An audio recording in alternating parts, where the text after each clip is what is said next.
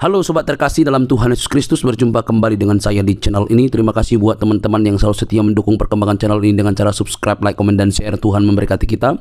Sobat terkasih, kembali kita akan mencerdaskan para polemikus, para muslim yang selama ini yang hanya mengejar bisa berbahasa Arab tetapi tidak mengerti apa artinya. Mereka lebih sibuk untuk tahu bagaimana cara membaca dalam bahasa Arab daripada mengerti makna dan juga asal muasal dan arkeologi daripada imannya. Teman-teman tidak perlu kebaperan begitu ya. Nah, kita bisa melihat bahwa apa yang terjadi baru-baru ini adalah pembubaran terhadap iman kekristenan. Kenapa mereka ini seolah-olah lebih berhak begitu ya. Nah, kali ini teman-teman kita kembali mencerdaskan para muslim supaya mereka tidak buta begitu ya. Jangan kepanasan teman-teman. Mari kita pasang telinga, simak teliti. Ini dia videonya teman-teman. David 09. Iya, selamat malam David. Halo, assalamualaikum Bang Edis. Waduh, masih saja nih banyak aja orang mengucapkan assalamualaikum. Sudah dibilang orang Islam nggak boleh ngucapin assalamualaikum kepada Yahudi atau Nasrani, ini masih nekat saja. Ucapin buat diri sendiri, buat ngucapin diri sendiri. Tadi barusan ngomong assalamualaikum Bang Edis, sekarang buat diri sendiri. Memang kalian ini ya tiada hari, tiada detik, tiada menit tanpa bohong. Ya, muslim kah? Murtad. Udah murtad dari Islam? Dari Kristen juga murtad. Oh. Barusan bohong ke pertama, kemudian bohong yang kedua. Di KTP tertulis apa? Belum ada KTP Mas ya. Waduh, mau bohong yang ketiga. Oke lah, Ya kalau belum di restart maksudnya. Ya, kita buang saja, langsung buang ke laut. Pertama, mengucapkan assalamualaikum Bang Edis, katanya, oh bukan, kepada diri sendiri, bohong. Murtad dari Islam, murtad dari Kristen, bohong lagi. Di KTP tertulis apa? Nggak punya KTP, bohong lagi. Ini kalau ada orang kayak gini udah nggak dipakai ini orang nih, karena tiap hari mulutnya hanya dusta. Ya.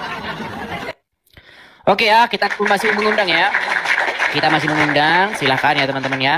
Yang muslim-muslim kalau naik kemari ya, mari kita diskusi dengan baik, diskusi dengan bagus. Ayo, silahkan ya, silahkan. Ya, Pangeran. Halo? Halo, Bang Edis. Iya, suaranya bisa dikecilkan, Bang? Oke, siap. Ya, muslim kah, Bang? Alhamdulillah, Muslim. Ya, silakan, Bang. Abang Edis, saya mau bertanya. Kenapa kita saling sapa menyapa, punya toleransi kuat? Kenapa kita berikan salam kepada agama lain? Kenapa tidak bisa? Alasannya di mana? Itu ajaran Muhammad, itu ajaran nabimu.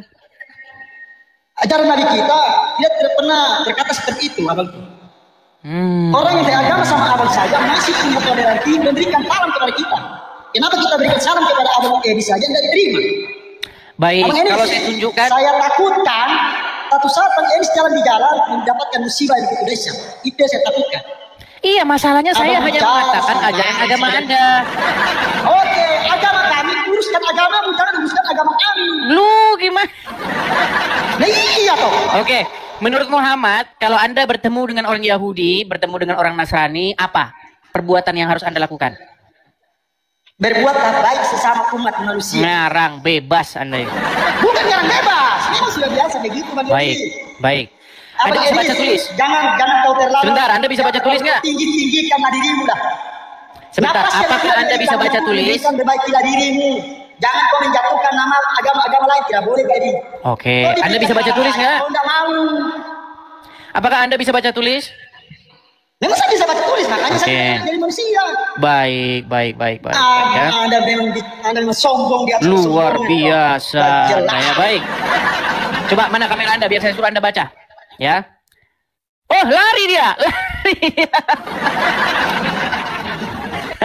Aduh. Saya yakin dia itu nggak bisa baca tulis, teman-teman ya. Nggak bisa baca tulis. Oke, silakan ya teman-teman yang lain. Yuk. Oke, si Rifa datang kembali. Cie. Ya, silakan Rifa. Oke, Edis, apa kabar? Cie. Kemarin kamu naik ya tempat saya, kamu punya pertanyaan panjang lebar ya kan? Saya jawab, kamu tidak mau Edis, terima. kok malah pakai Kemudian- ketakutan gitu, santai lah bre. Sebentar, ini saya lagi cerita nih. Kok kamu langsung panik? Kok langsung panik begini? Nah, Panik itu oleh kamu tuh, santai lah. dengar. Kamu kemarin kan sudah naik, ya kan? Nah, kamu sudah naik, sudah nanya panjang lebar, sudah saya jawab, kamu tidak terima. Lalu saya tanya kamu pertanyaan simple. Lalu kamu muter gak karu-karuan. Nah, sekarang gini saja, biar adil ya. Sekarang kita ada tema nih. Nih.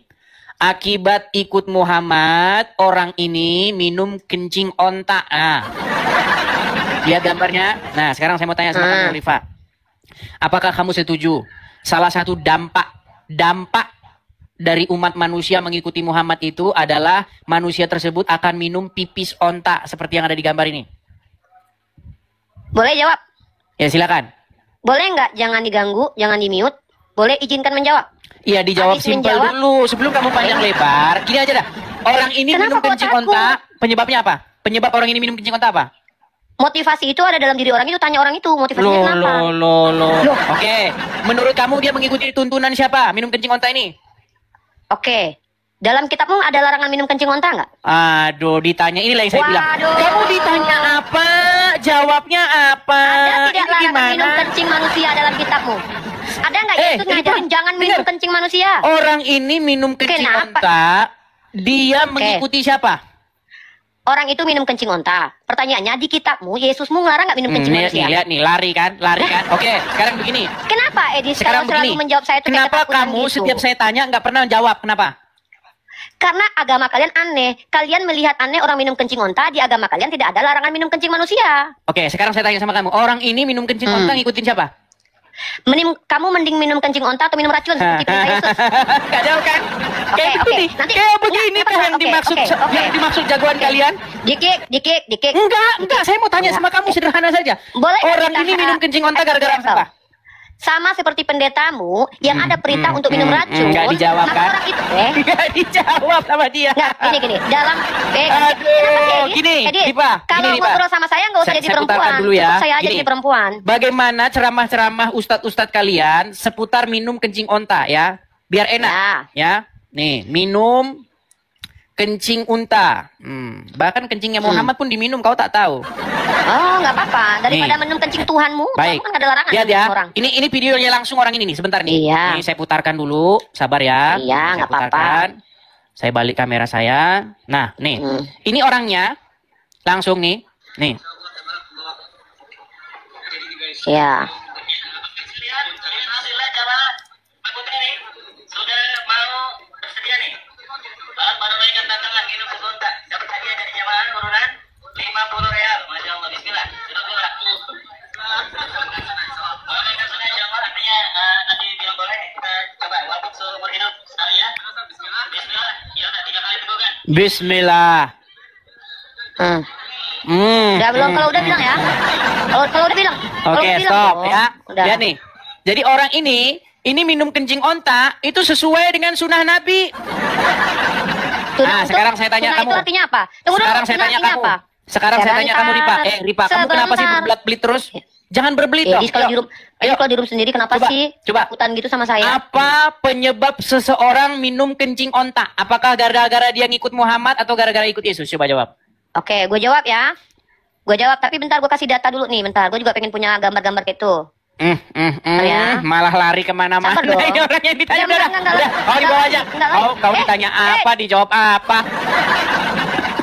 Ini belit-belit banget jawabnya. Putar aja. Ini loh. Akibat ikut Muhammad, orang ini minum pipis unta. Coba. Tolong rekam dan laporkan kepada Kepolisian Negara Republik Indonesia. Pak polisi, orang ini bilang nih yang digambar ini bilang, katanya akibat ikut Muhammad, akibat ikut Nabi Muhammad, orang ini minum kencingnya onta. Tolong laporkan ke polisi. Orang yang saya omongin bener kok. Kamu nekat yang nyata kalau ngomong bahwa yang saya omong bener. Ini minum kencing onta karena dia ngikutin Muhammad. Nekat yang nyata kamu ini. Makanya saya bilang, satu-satunya nabi yang menyuruh orang minum kencing onta hanyalah Muhammad. Kamu ini nekat yang nyata, disuruh jawab muter-muter kesana kian kemari. Tolong dong ya, fokus ya. Yang ditanya apa, dijawab apa. Ada enggak di dalam Kristen larangan minum kencing onta? Saya tanya sama kamu, ada nggak di dalam Al-Quran larangan makan batu? Ada saja kamu. Coba, kalau ada di dalam Al-Quran, janganlah kamu makan gelas, janganlah kamu makan batu. Nggak ada dalam Quran kayak begitu. Masa ditanya apa, jawab apa? Muter-muter sana kemari. Ayo. Yuk, saya mengundang yang muslim ya. Saya sengaja mengangkat tema-tema yang sederhana, teman-teman ya. Karena banyak di luaran sana. Saya... Bentar. Maaf teman-teman ya, saya agak sedikit pilek. Saya beberapa kali ketemu dengan muslim.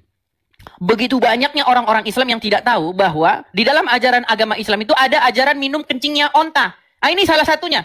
Dan banyak sekali jemaah-jemaah haji yang datang ke sana, umroh kah, naik haji kah, mereka di sana minumin kencingnya onta. Itu karena apa? Karena ngikutin Muhammad.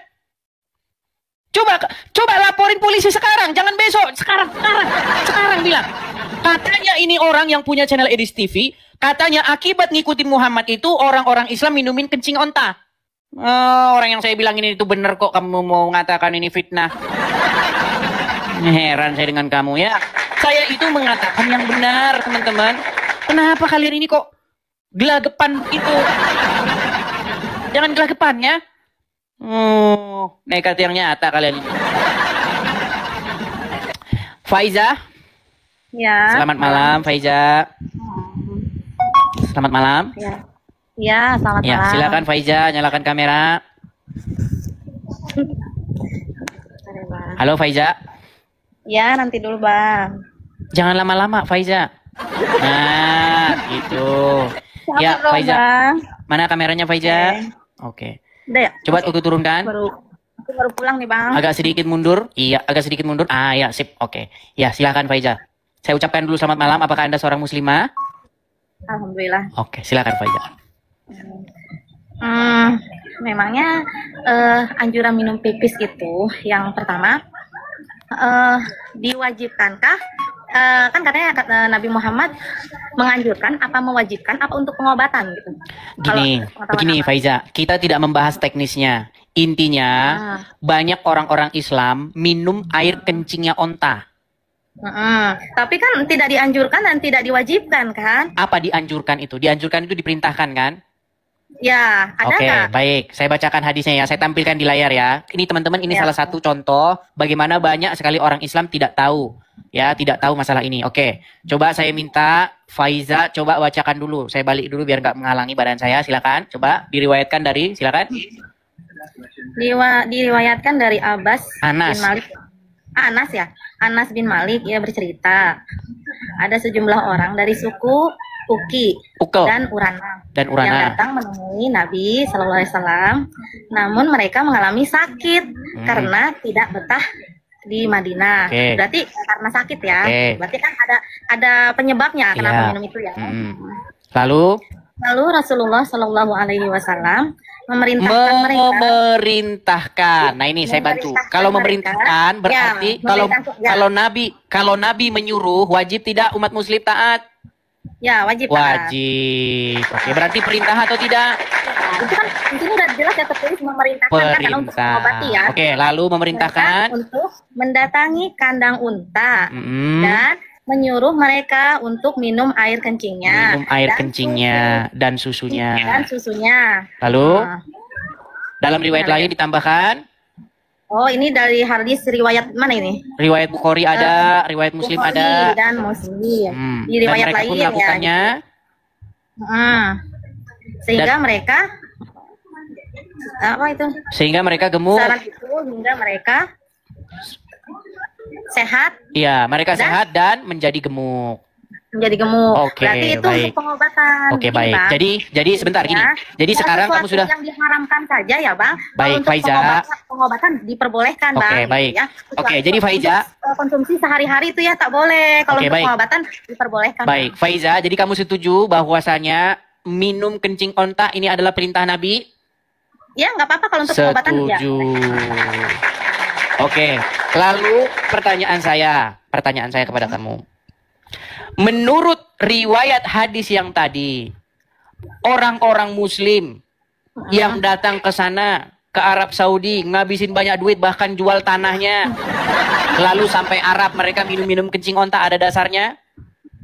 Kalau itu kalau ke sana tujuannya bukan untuk minum onta ya, itu hanya betul. Tapi kan mereka di situ kan salah satu kegiatan mereka minumin air kencing onta, betul? Tapi itu tidak diwajibkan, mau meminum boleh, kalau tidak juga itu tidak Tapi diwajibkan. kan sudah dibilang memerintahkan. Di dalam hadis itu memerintahkan untuk pengobatan. Iya, oke. Nah, Jadi bagi orang intinya, yang sehat tidak minum, dah itu bukan karena. oke, kalau baik. ada- Jadi sesuai dengan anjuran, sesuai dengan perintah Muhammad. Kalau umat Muslim sakit, maka umat Muslim minum pipis onta, betul? nggak ada tulisan Tuh, untuk kan, seluruh kan, gimana? Islam. Ya nggak ada. Di situ kan ada Faiza, pelan-pelan di ya. dalam Aduh, saya tahu kamu terguncang. Gini pelan-pelan. Saya tahu kamu terguncang. Saya tahu ajaran Muhammad ini bagi kamu itu aneh.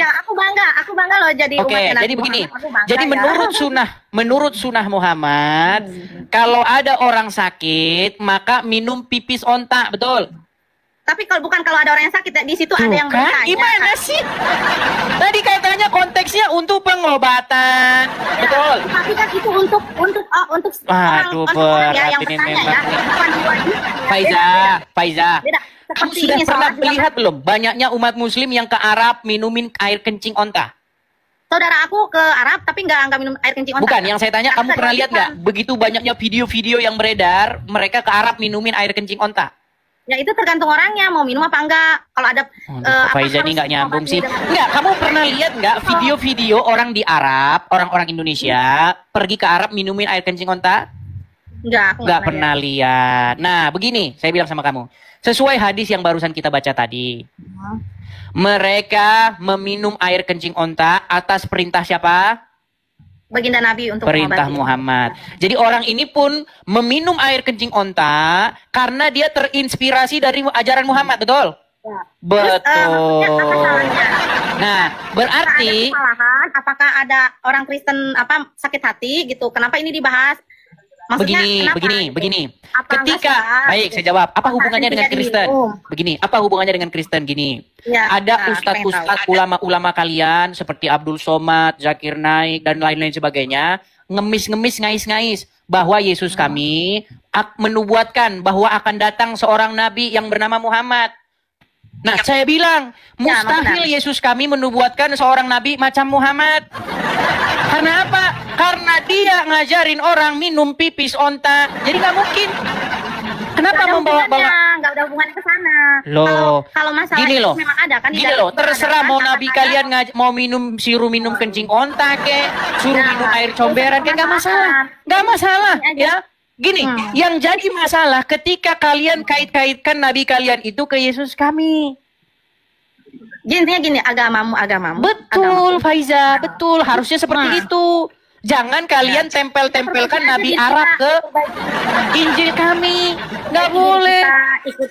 Ya, benar. Iya. Kita ikuti ajaran baginda Rasulullah itu Oke, yang jadi baik-baik. kamu sudah setuju? Dulu Rasulullah diludahi ya sama orang. Sebentar, tapi kamu Rasulullah sudah setuju tetap makna, bahwasannya orang-orang minum air kencing onta karena terinspirasi atau mengikuti Muhammad, betul? Ya, ada itu kan Iya. hadisnya. Nah, kalau kayak gitu kan enak. Tidak Nah, diwajibkan. sekarang Dan begini. itu kalau untuk pengobatan Sekarang begini. diperbolehkan, Sekarang begini. Karena yang haram juga boleh ya. Sekarang Seperti begini. Sebutkan alkohol, satu untuk nabi. boleh kan? Sebutkan satu orang nabi yang menyuruh manusia minum air kencing onta selain daripada Muhammad. Siapa ya?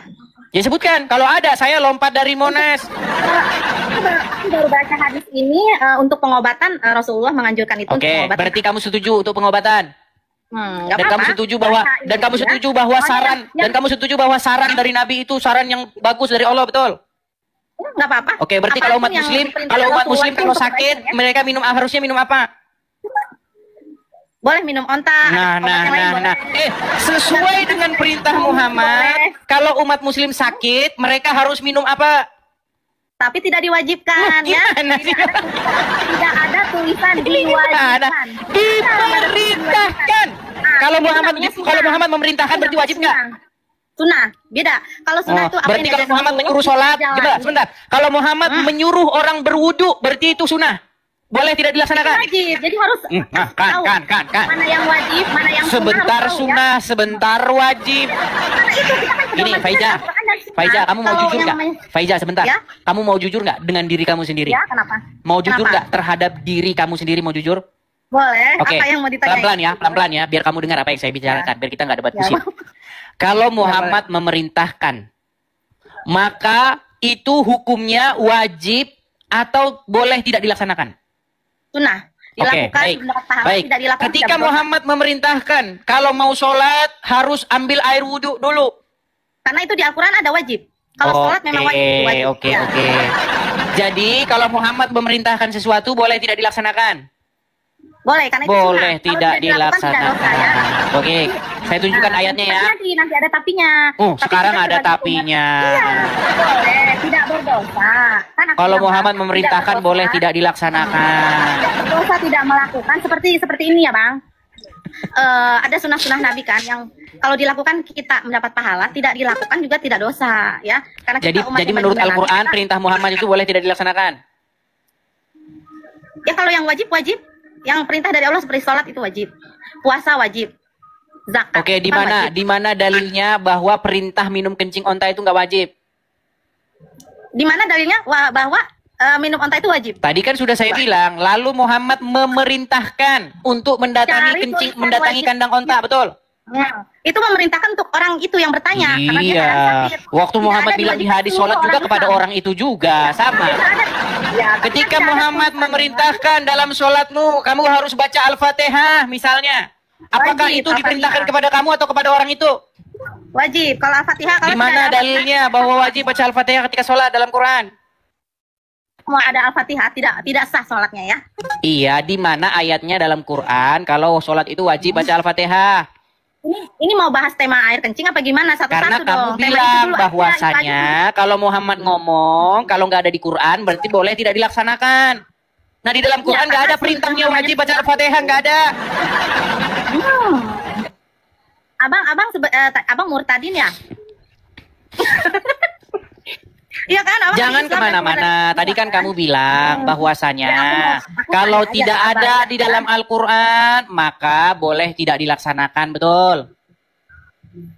Intinya gini. Aduh, pedoman kita muter-muter yang pertama lagi. Al-Quran. Oke lah, Faiza. Ini, saya mau tanya sama kamu. Gini, hewan aja, hewan. Mau nggak minum air kencingnya sendiri? Ya nggak tahu ya. Loh, gimana sih kamu? Kamu sudah berapa tahun hidup di dunia ini? Hewan. Sebentar, Faiza. Kamu sudah berapa tahun hidup di dunia ini? Aku sekarang udah 36 tahun. Oke, 36. Selama 36 tahun, adakah kamu lihat hewan minum air kencingnya sendiri? Ya, nggak tahu Tidak sih. aku ada. jarang Nah, berpikir. sekarang hewan saja tidak mau minum air kencingnya sendiri. Nah, sekarang Muhammad malah nyuruh minum air kencing hewan, betul? Sekarang aku tanya lagi. Nah, gimana sih? Abang udah ngomong. Oke, sekarang aku mau berarti tanya kamu mau lagi. ikut nggak minum air kencing onta juga kalau sakit? Kalau untuk pengobatan why not? Kenapa enggak kan? Berarti Kita oke akan- baik, coba katakan. Saya muslimah. Kalau saya sakit, saya mau minum air kencing onta. Silakan. Saya seorang muslimah, kalau saya sakit dan kalau emang harus minum air kencing onta untuk penyembuhannya, saya terima karena itu ajaran dari Oke, berarti kamu bersedia minum air kencing onta? Karena begini, Sebentar, berarti kamu bersedia minum air kencing onta? Sebentar, sebentar Faiza. Berarti kamu bersedia untuk minum air kencing onta? Gak apa-apa kalau untuk obat, gak apa-apa. Yang penting Bersedia. semua ya. Oke, baik, terima kasih. Jadi teman-teman ya, bagi teman-teman yang berminat untuk meminum air kencing onta, boleh menghubungi siapa? Kalau untuk pengobatan begini bang, yang haram aja seperti alkohol ya, untuk pengobatan diperbolehkan ya di dunia medis ya. Sebenarnya di Islam nggak boleh ya minum-minuman beralkohol ya, mabuk-mabukan. Tapi di dunia medis boleh. Karena apa? Oke, Ada jadi sebab. sebaiknya Nah, umat seperti muslim, itulah. umat muslim kalau sakit minum air kencing onta, betul? Ya kalau untuk pengobatan aku bilang Oke, apapun baik, diajarkan setuju ya. Oke, baik teman-teman. Jadi selamat. Saya sarankan seluruh, dengar. Saya menyarankan seluruh umat muslim mengikuti sunnah Nabi, ya, mengikuti perintah Nabi. Kalau sakit minum air kencing onta, betul? Ya, kita sebagai orang Islam harus mengikut ajaran Nabi ya kalau kita mau masuk surga minum ya. tipisnya onta. Oke, terima kasih Fauzia ya. Ini sudah terkonfirmasi bahwasanya ini memang ajaran Islam ya teman-teman ya. Oke, terima kasih Fauzia. Kita berikan kesempatan kepada muslim-muslim yang lain. Oke? Selamat malam ya. Iya. Oke, masih. Tapi sebenarnya banyak yang Selamat malam ya. banyak yang mau aku tanya Itulah teman-teman ya. sebenarnya. Jadi jangan bilang bahwasanya saya mengada-ada ya. Betul. Ya, bahkan dia berminat juga minum air kencing onta. Ya, gak apa-apa. Yang jadi masalah itu, kalau kalian kaitkan nabi-nabi yang seperti Muhammad ini kepada agama kami, itu yang nggak boleh. Ya, seperti itu.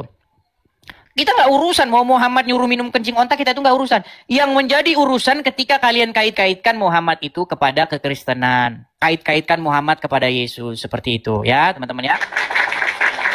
Seperti itu. Ya. Nah ini teman-teman banyak yang ngomong uncup live. Saya sudah bilang teman-teman, ini yang datang ini malah ngomong bahas-bahas yang lain. Saya bilang kalau kalian benar-benar mau ngikutin teknik saya, ya nggak usah bahas-bahas. Tanyakan si Nagita aja. Masih aja ada orang yang bengak malah bahas-bahas yang lain. Tanya kalau ketemu Uncup, tanyain Nagita. Ya, ayo. Oke, saya naikkan lagi ada Yuli. Ya, selamat malam saudari Yuli. Aduh, naik lagi lah aku di Komala Bang ya di sini. Kepencet Ya, tadi Muslim. Bang. Nggak Kristen aku Bang, sorry kepencet Bang. Oke, saya turunkan ya. Saya turunkan. Oke. Kita kasih naik ada Ibnu Kalam. Waduh, sudah naik kembali nih Ibnu Kalam. Oke. Ya, silakan nyalakan kamera Pak Ibnu Kalam. Selamat malam.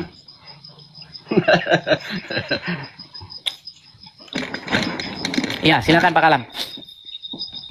Tidak kedengaran suaranya, Tidak kedengaran suara saya. Halo, gimana sekarang Pak Kalam? Suaramu di mute. Enggak, sudah suara saya kedengaran nggak teman-teman? Oh, nampaknya suara Pak Kalam ini yang nggak dengar. Oke, Pak Kalam. Coba Pak Kalam saya turunkan dulu, kemudian naik lagi ya. Ya, Pak Kalam kayaknya yang dia masalah. Masa saya yang dibisukan? Suara saya. Oke, kita kasih naik ada Budi Santoso. Oh iya, Budi Santoso. Iya, selamat malam Budi Santoso. Halo? Oke, baik ya, saya turunkan ya. Kalau sudah saya naikkan, saya sapa, tapi tidak mau naik, saya turunkan. Oke, ada Mas Zul. Iya, selamat malam. Selamat malam, Bang. Iya, silakan nyalakan kamera Anda, Mas Zul. Iya, agak naik sedikit Mas Zul ya, biar kelihatan. Jangan seperti malu-malu begitu menutup-nutup. Jangan separuh, Bang. Agak naik sedikit. Agak naik sedikit. Nah, gitu kan keren, cakep. Ya, silakan, Bang. Tapi jangan terlalu naik juga, Bang. Maksudnya sejajarkan gitu loh, Bang. Ya, Anda seorang Muslim, Mas Zul? Iya, Muslim, Bang. Muslim. Ya, silakan Mas Zul. Sudah menyimak dari tadi atau baru datang? Baru datang, Bang. Baru datang. Iya, Mas Zul. Saya ini sebenarnya memanggil kalian ini, ya, salah satunya Anda, supaya Anda itu, ya, mengerti sedikit kebenaran lah. Menurut Anda, minum air kencing itu, menurut Anda itu perbuatan yang baik atau perbuatan yang menjijikkan? Emang ada datanya ya, Bang? Masalah apa? Minum air kencing onta? Iya. Menurut Anda ini, minum kencing onta ini, menurut Anda ngikutin siapa ini? Ya, itu kan buat perbuatan Abang. Cuma kan kalau ada datanya baru saya bisa percaya. Buatan saya. Oke, baik ya. Kita sabar teman-teman ya. Kalau ada umat muslim ingin benar-benar tahu, kita kasih tahu. Karena banyak umat muslim yang nggak tahu ini. Karena saya sudah pernah bilang, salah satu alasan orang masih Islam tuh karena dia nggak ngerti ajaran agama Islam. Nah, coba Abang baca, silakan. Diriwayatkan dari Anas. Silakan Bang, dibaca Bang. Bersuara Bang, bacanya bersuara. Diriwayatkan. Ini sakit karena tidak betah di Madinah. Lalu Rasulullah memerintahkan mereka untuk mendatangi kandang unta dan menyuruh mereka untuk minum air kencingnya dan susunya. Oh, ini kan karena sakit, Bang. Oh iya, karena sakit. Betul, memang dalam konteksnya karena sakit. Jadi Anda setuju ya bahwa Muhammad menyuruh orang yang sedang sakit itu untuk minum air kencing onta, betul? Ya, itu di situ memang dibetulkan karena iya, oke. Kalau misalnya kamu masih ragu-ragu, coba kamu dengarkan ini ya, dengarkan. Nih. Pertama saya jawab pertanyaan Ibu ini, saya ingatkan. Jadi Rasulullah menyuruh minum kencing onta itu sebagai obat, bukan untuk berlezat-lezat. Bukan dianggap kopi atau teh kencing onta. Kopi kencing onta enggak ya. Tetapi maksudnya kencing onta sebagai apa? Obat. Karena sebagai obat. Nabi tujukan kepada orang-orang yang demam di kota Madinah sakit, maka Nabi suruh mereka minum kencing onta. Oke, minum kencing. Oke, sekarang begini, kita sudah dapatkan informasi tersebut bahwa betul orang yang sakit disuruh Muhammad untuk mendatangi kandang onta dan meminum air kencingnya. Anda setuju ya? Abang sebenarnya bisa memahami nggak, Bang? Gimana? Itu di zaman Nabi Muhammad kan, Bang. Itu kan belum ada medis, Bang. Itulah obatnya, mungkin air kencing unta itulah yang untuk diminum biar supaya sembuh, Bang, kalau demam gitu kan. Baik. Kalau zaman sekarang, Bang, ini kan udah zamannya banyak medis, Bang, banyak obat. Oh, berarti ajaran Muhammad udah kadaluarsa. Mana yang lebih baik? Mana yang lebih baik? Hasil-hasil yang dihasilkan oleh orang-orang kafir atau yang disanjurkan oleh Nabi? Mana yang lebih baik? Ya, itu dianjurkan Nabi, Bang. Itu dianjurkan Nabi, Bang. Nah, kan mau ngeles kan mereka ini ngeles. Dengerin, Bang ya, dengerin. Kalau ada orang Jepang, ada orang Kristen menemukan obat-obatan dan lain sebagainya, manakah yang lebih baik? Yang diperintahkan Muhammad atau yang ditemukan oleh orang kafir? Yang diperintahkan Muhammad lah, Bang, lebih baik. Oke, berarti kalau umat muslim kalau sakit, minum obat hasil temuan orang kafir atau minum air kencing onta? Nggak seharusnya kita minum air kencing onta, Bang. Nggak mau kan? Kenapa kamu tidak percaya bahwa dalam diri Nabi itu terdapat suri tauladan yang baik? Kamu malah ngikuti orang kafir. Kenapa? Dari mana orang kafir, Bang? Sekarang saya tanya, kebiasaannya siapa kalau sakit minum obat-obatan? Kebiasaannya orang pengikut Muhammad apa kebiasaannya orang kafir? Meninggal dunia. Abang pertanyaan apa menjebak? Abang pertanyaan menjebak. Bukan menjebak, Bang. Di dalam ajaran agama Islam, yang terbaik, yang paling utama, lebih daripada apapun, itu adalah mengikuti suri tauladan mereka. Betul? Betul. Kalau Muhammad memerintahkan, maka kalian harus sami'na wa ta'na, betul? Betul. Apa itu sami'na wa ta'na? Ya udah lanjut aja, Bang. Wah, nggak tahu kan? Makanya saya bilang, banyak orang Islam ini sok-sok ngarap, sami'na wa ta'na. Ditanya artinya kagak tahu. Pantesan aja. Dia ngobrol kagak nyambung. Artinya sami'na wa ta'na itu kami mendengar dan kami taat. Oh, iya, nah, sekarang kalau Muhammad memerintahkan untuk meminum air kencing onta, maka seharusnya seorang muslim mengikuti atau tidak sami'na wa ta'na atau tidak? Ya, bisa jadi. Sami'na wa ta'na. Jadi, Bang, kalau ada umat muslim sakit, maka sesuai dengan perintah Muhammad, minum obat apa minum air kencing onta? Abang ini pikirannya dangkal. Barang siapa yang menyerupai satu kaum, maka dia termasuk golongan dari kaum tersebut, betul? Betul. Ah, sekarang kaum apa yang kalau sakit dia minum obat? Minum Paramek, minum Dekolgen. Itu ajaran siapa? Itu zaman dulu nggak ada, Bang. Abang ini bisa paham nggak? Dia nggak nyambung nih, teman-teman. Jadi dia sudah tidak percaya lagi dengan ajaran Muhammad, teman-teman. Ya sudah, silakan. Bagaimana jawaban Anda? Silakan. Ya, sekarang saya boleh tanya Abang nggak? Saya boleh nanya sama Abang nggak?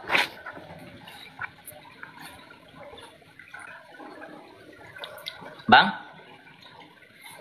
Mana manusianya nih? Saya suruh bicara, kok nggak bicara? Gimana? Silakan bicara. Saya boleh tanya sama Abang nggak? Ini selesaikan dulu, ini masalah kencing ini gimana? Ya udah, ya itu kan anjuran Nabi Muhammad, Bang. Setiap orang sakit. Kenapa Anda tidak mau mengikuti? Mau ikut? Loh, kalau kita di Indonesia tidak mau ikut. Apakah Anda merasa jijik dengan ajaran Muhammad? Bang, sekarang Abang pikir loh. Dia sudah malu-malu. Bang, saya mau sebentar, Bang, sebentar. Mas Zul, gini. Akibat ikut Muhammad, orang ini minum pipis onta. Mau ikut? Iya, kalau cuma itu obatnya kita ikuti, Bang. Mau obatnya. Oke, jadi Anda setuju kalau umat muslim kalau sakit minum air kencing onta? Setuju lah. Setuju. Zaman dulu. Oke, jadi menurut Anda harus digalakkan ya? Sebentar, Bang, ini sebentar. Menurut Anda harus digalakkan bahwasanya di rumah sakit Islam harus disediakan kencing onta sesuai dengan sunnah Rasul, betul? Kalau sunnah itu, Bang, nggak kita ikuti juga nggak masalah, Bang. Bang, Sesuai dengan perintah Muhammad, kalau orang sakit, ya, maka dia minum air kencing onta, betul? Ya, benar. Ah, berarti Anda setuju di rumah sakit Islam harus disediakan kencing onta sesuai dengan perintah Muhammad, betul? Loh, Anda kok malah ketawa? Anda menertawakan ajaran agama Anda, bagaimana ini? Enggak, abang pikirnya dangkal banget gitu loh. Zaman sekarang kok kayak gitu pikiran abang. Justru zaman sekarang, kenapa ada orang minum air kencing onta? Enggak, oke. Saya sepakat itu karena itu ajaran Nabi Muhammad. Iya. Enggak, jadi sekarang saya boleh bertanya. Silakan. Boleh ya? Kenapa abang asal di roomnya Bang Farouk? Kenapa abang muncul nanti langsung keluar sendiri? Kenapa bang? Ya suka ditendang, dibisukan, ditendang, kan gitu-gitu aja tempat. Saya setiap masuk channel Muslim, setiap saya masuk ke channel-channelnya Islam, dengar suara saya, halo, gitu udah langsung runtuh itu langit-langit rumahnya. Bor, gemetaran. Itu saya baru bilang halo saja, gitu loh. Enggak, saya sering mengikuti Bang Farouk, Bang. Abang itu kalau muncul nanti menceritakan aib orang. Nanti habis itu Oh enggak, begini. Kemarin saya memang masuk tempatnya si Farouk. Saya tanya, karena Farouk itu disebut-sebut.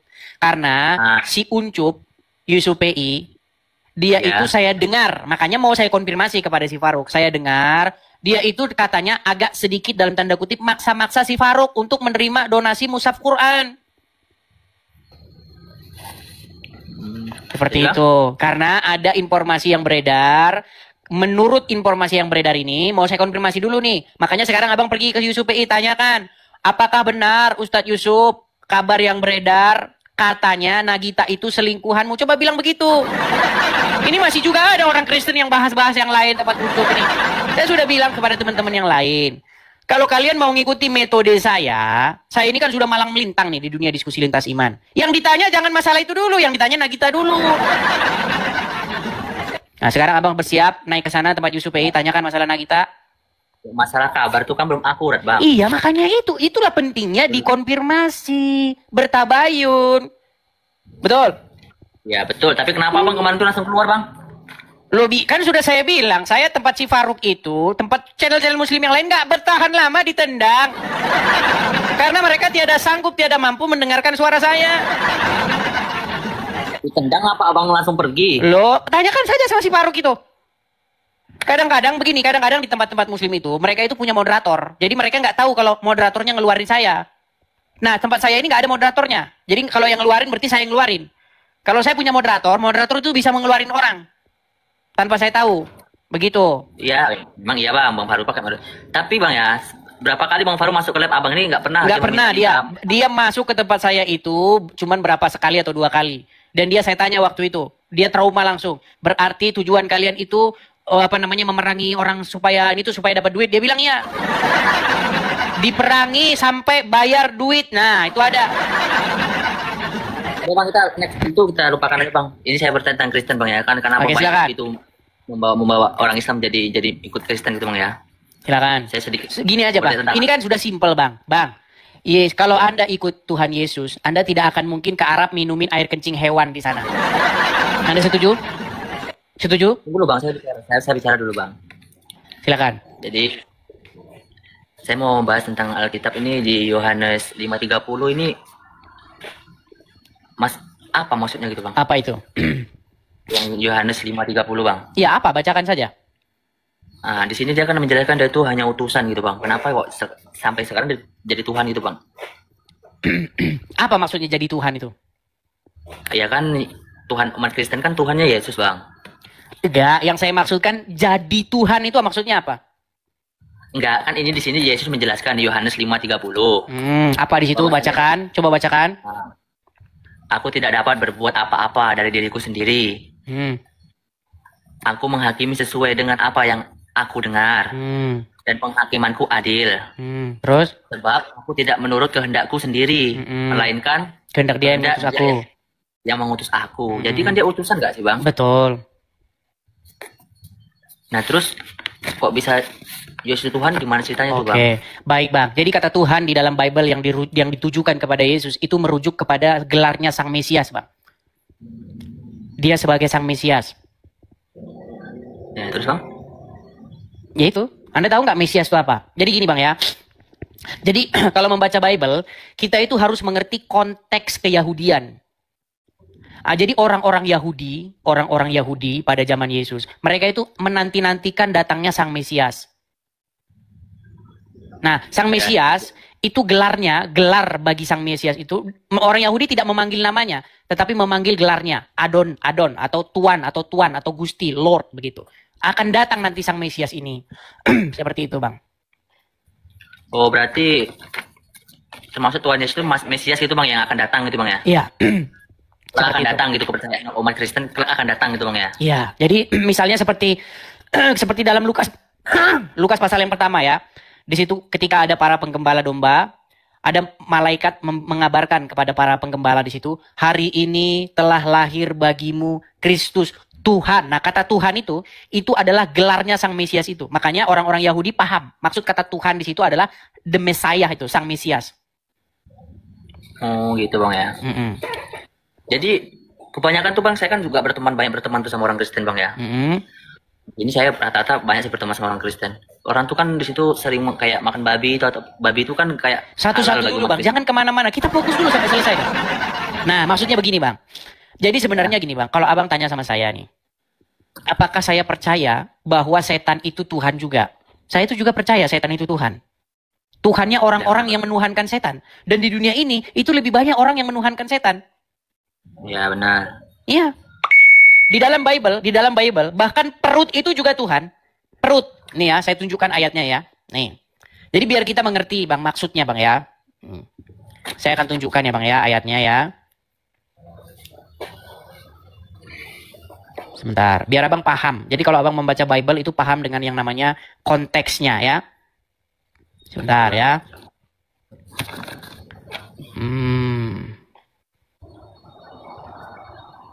Nih ya, saya bacakan ya Bang ya. Sabar, pelan-pelan.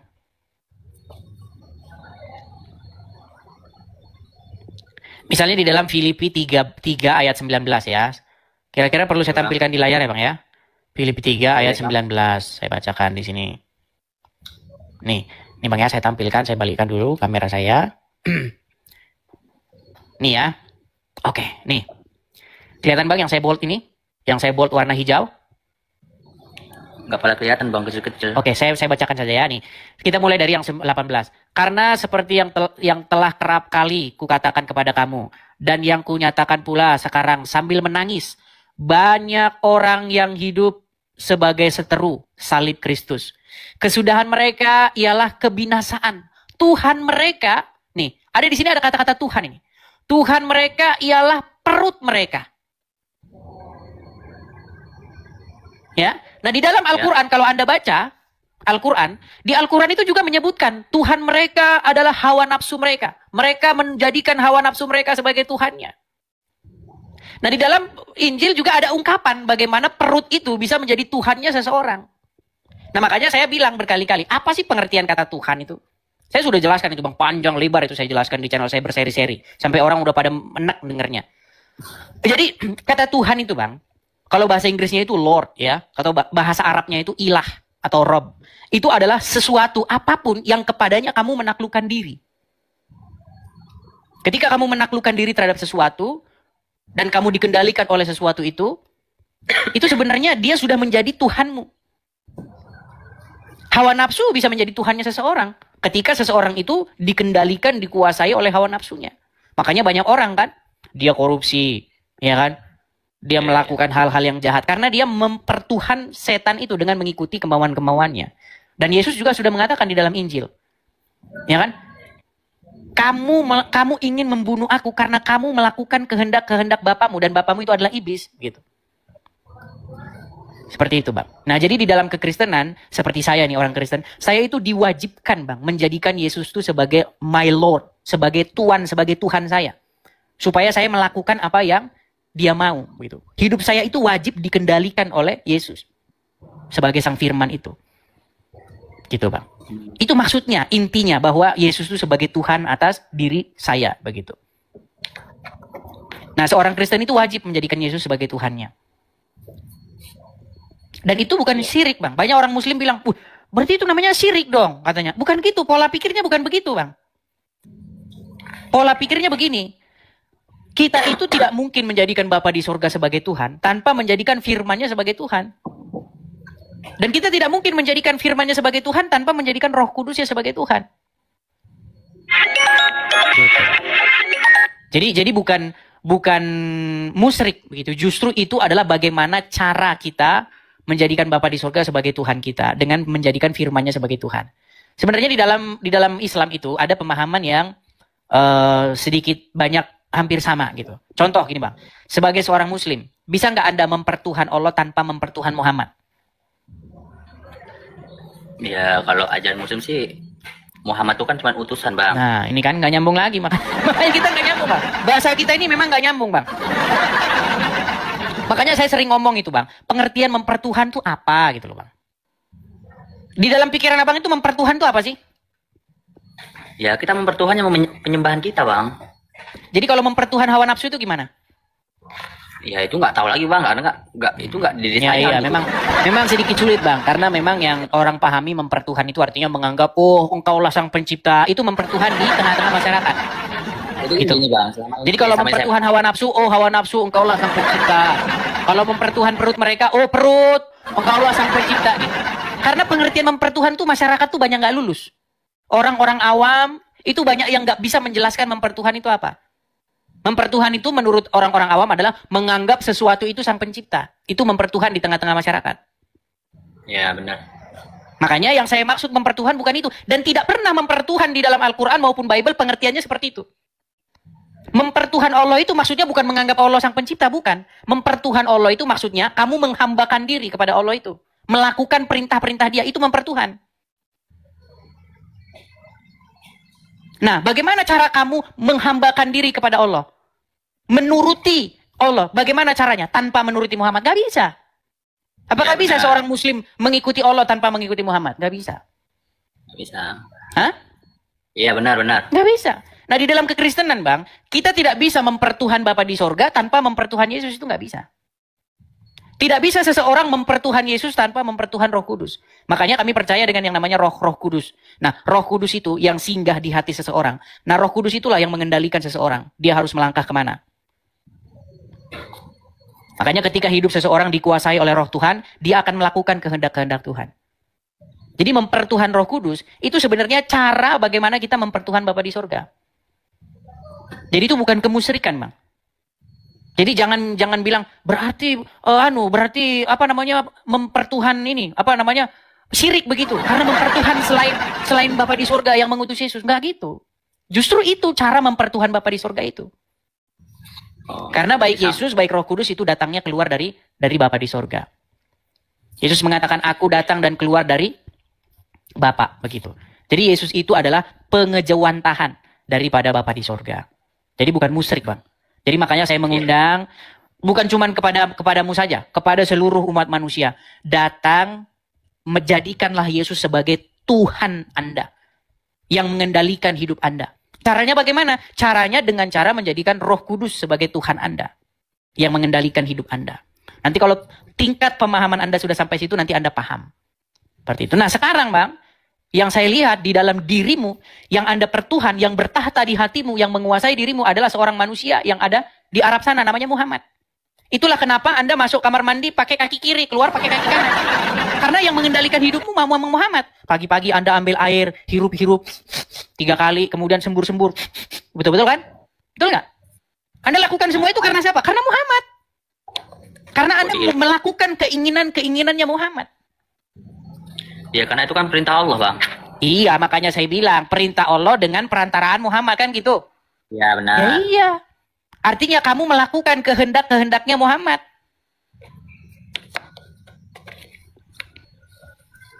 Karena Muhammad itu bilang, barang siapa yang taat kepadaku, sesungguhnya dia telah taat kepada Allah.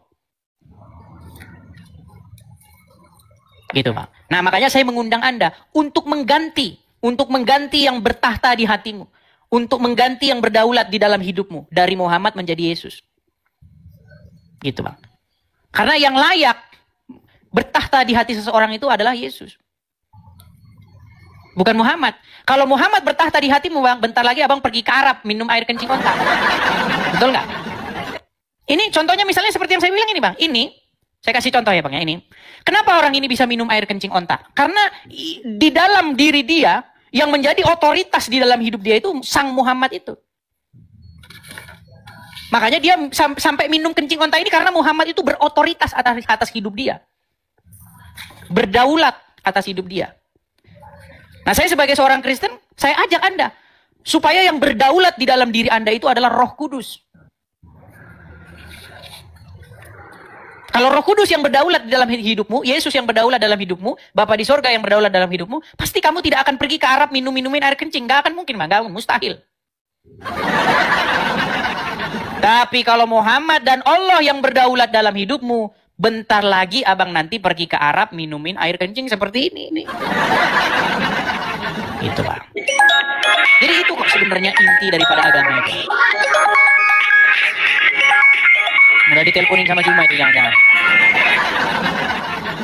Ya, gimana, Bang? Maukah Anda membuka hati dan pikiranmu untuk menjadikan Yesus sebagai otoritas di dalam hidupmu? Semua itu butuh proses biar saya berpikir lagi kalau saya ya, betul Bang. Memang tidak mudah, semudah membalik telapak tangan karena abang kan sudah dari kecil Islam, ya kan? Ngikutin Muhammad, ya kan? Nggak apa-apa, memang butuh proses, Bang. Banyak orang-orang Muslim seperti abang itu. Dia butuh panjang sekali prosesnya. Akhirnya, puji Tuhan, dia terima dia. Dia datang kepada Yesus, saya terima engkau Yesus sebagai juru selamat. Bertahtalah, berkuasalah dalam hidupku. Seperti itu, Bang. Jangan dianukan, Bang. Seperti itu, Bang. Jadi itulah kekristenan, Bang. Berbicara bagaimana Yesus menjadi otoritas di dalam hidup dia. Seperti itu. Iya, Bang. Saya mau tanya, Bang, ya. Jadi kalau umpama umat Muslim kayak saya ini kalau untuk masuk Kristen tuh caranya gimana tuh, Bang? Bertobat, Bang. Harus bertobat dulu, meninggalkan kehidupan yang lama. Kekristenan itu kan kalau mau bertobat tuh tanda pertobatan tuh dibaptis. Baptis itu maksudnya tubuh Anda itu mati, dikubur. Dicelupkan dalam air itu berbicara mengenai Anda menanggalkan kehidupan Anda yang lama, kemudian Anda keluar lagi dengan manusia yang baru. Hidup di dalam kekudusan, hidup di dalam kebenaran. Seperti itu, Bang. Gitu, Bang. Tanpa pertobatan, tanpa kekudusan, tidak akan ada orang melihat Tuhan, Bang. Nah, beda dengan ajaran agama Islam, Bang. Di dalam agama Islam itu, Bang, biar mencuri, biar berzina, yang penting Anda mengucapkan syahadat masuk surga. Enak banget, Bang, nih loh. Kemarin kalau abang nonton, kemarin itu saya bahas, Bang. Tapi nggak tahu abang nonton nggak kemarin ya. Nih, karena yang nonton tempat saya ini memang silih berganti, Bang. Ada yang baru saja masuk, ada yang baru saja ini ya. Lihat ya, Bang, ya. Nih, coba abang dengarkan ini sebentar ya. Bentar, Bang, ya. Ya, Bang. Jadi, walaupun mencuri, walaupun berzina, itu masuk surga. Asal mengucapkan syahadat, nih. Man qala la ilaha illallah Muhammadur Rasulullah dakhala al-jannah. Siapa yang mengucapkan la ilaha illallah Muhammadur Rasulullah dakhala al-jannah. Semua umat Muhammad SAW masuk surga. Nabi yang mengatakan, datang sahabat bertanya, wa in zana, wa in saraf, bagaimana kalau dia berzina? Bagaimana kalau dia mencuri? Kata Nabi, wa in zana, wa in saraf. Dia berzina, dia mencuri, tetap masuk surga. Ya kan, Bang? Tetap masuk surga. Itulah ajaran agama Anda, Bang. Yang penting mulutnya mengucapkan la ilaha illallah Muhammad Rasulullah. Masuk surga dia. Walaupun mencuri, walaupun berzina, Bang. Gitu loh, Bang. Nah, kekristenan esensinya, kalau kekristenan sebaliknya. Apa kata Yesus? Banyak orang nanti berseru-seru kepadaku, Tuhan, Tuhan, Tuhan. Tetapi apa kata Yesus? Enyahlah kamu para pembuat kejahatan. Karena apa? Karena orang tidak mungkin dia menjadikan Yesus sebagai Tuhan, tapi dia tidak melakukan apa yang Yesus perintahkan. Makanya esensi dari Yesus sebagai Tuhan itu adalah Yesus itu menjadi otoritas, Bang.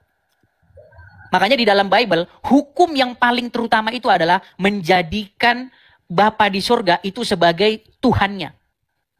Penguasanya, pengendali hidupnya. Nah, Bapa di surga itu memerintahkan. Ya, supaya semua orang itu taat kepada firman-Nya, kepada anaknya. Firman-Nya itu datang ke dunia menjadi manusia. Dan Bapa di surga itu ingin semua manusia itu patuh, taat kepada anaknya yang diutusnya. Anak di sini bukan dalam pengertian, berarti punya istri dong. Bukan gitu, Bang. Jadi pahami, Bang. Seperti misalnya ada, kalau misalnya, aku anak Indonesia, sehat dan kuat. Berarti siapa ini anak Indonesia? Berarti istrinya Indonesia siapa? Bukan gitu, Bang. Jadi perlu Anda memahami bahasa-bahasa metafor, ya. Anak Indonesia bukan berarti Indonesia itu punya istri atau punya suami gitu, enggak gitu.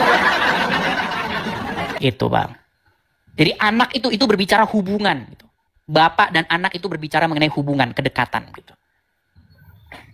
Seperti itu, Bang. Jadi Anda sebagai muslim, Anda mengikuti Muhammad. Anda menjadikan Muhammad sebagai Rob Anda. Itu sudah diakui oleh ahli-ahli agama Islam. Rob itu artinya sesuatu yang kepadanya kamu ikut, sesuatu yang kepadanya kamu patuh, takluk, tunduk, begitu. Nah Yesus itu statusnya juga Rob di dalam iman kami. Gitu, Pak. Makanya kita itu harus menjadikan Yesus itu sebagai Tuhan, sebagai Tuhan kita. Seperti itu. Jangan jadikan perut sebagai Tuhan atau Tuhan kita. Jangan jadikan iblis sebagai Tuhan atau Tuhan kita. Jangan. Gitu. Seperti itu, Bang. Oke, Bang. Itu, Bang, ya. Bang. Kita berikan kesempatan kepada muslim lain. Oke, Bang. Makasih, Bang. Terima kasih sama-sama, Bang. Selamat malam, Mas Yul. Oke. Itu ya, teman-teman ya. Seperti itu.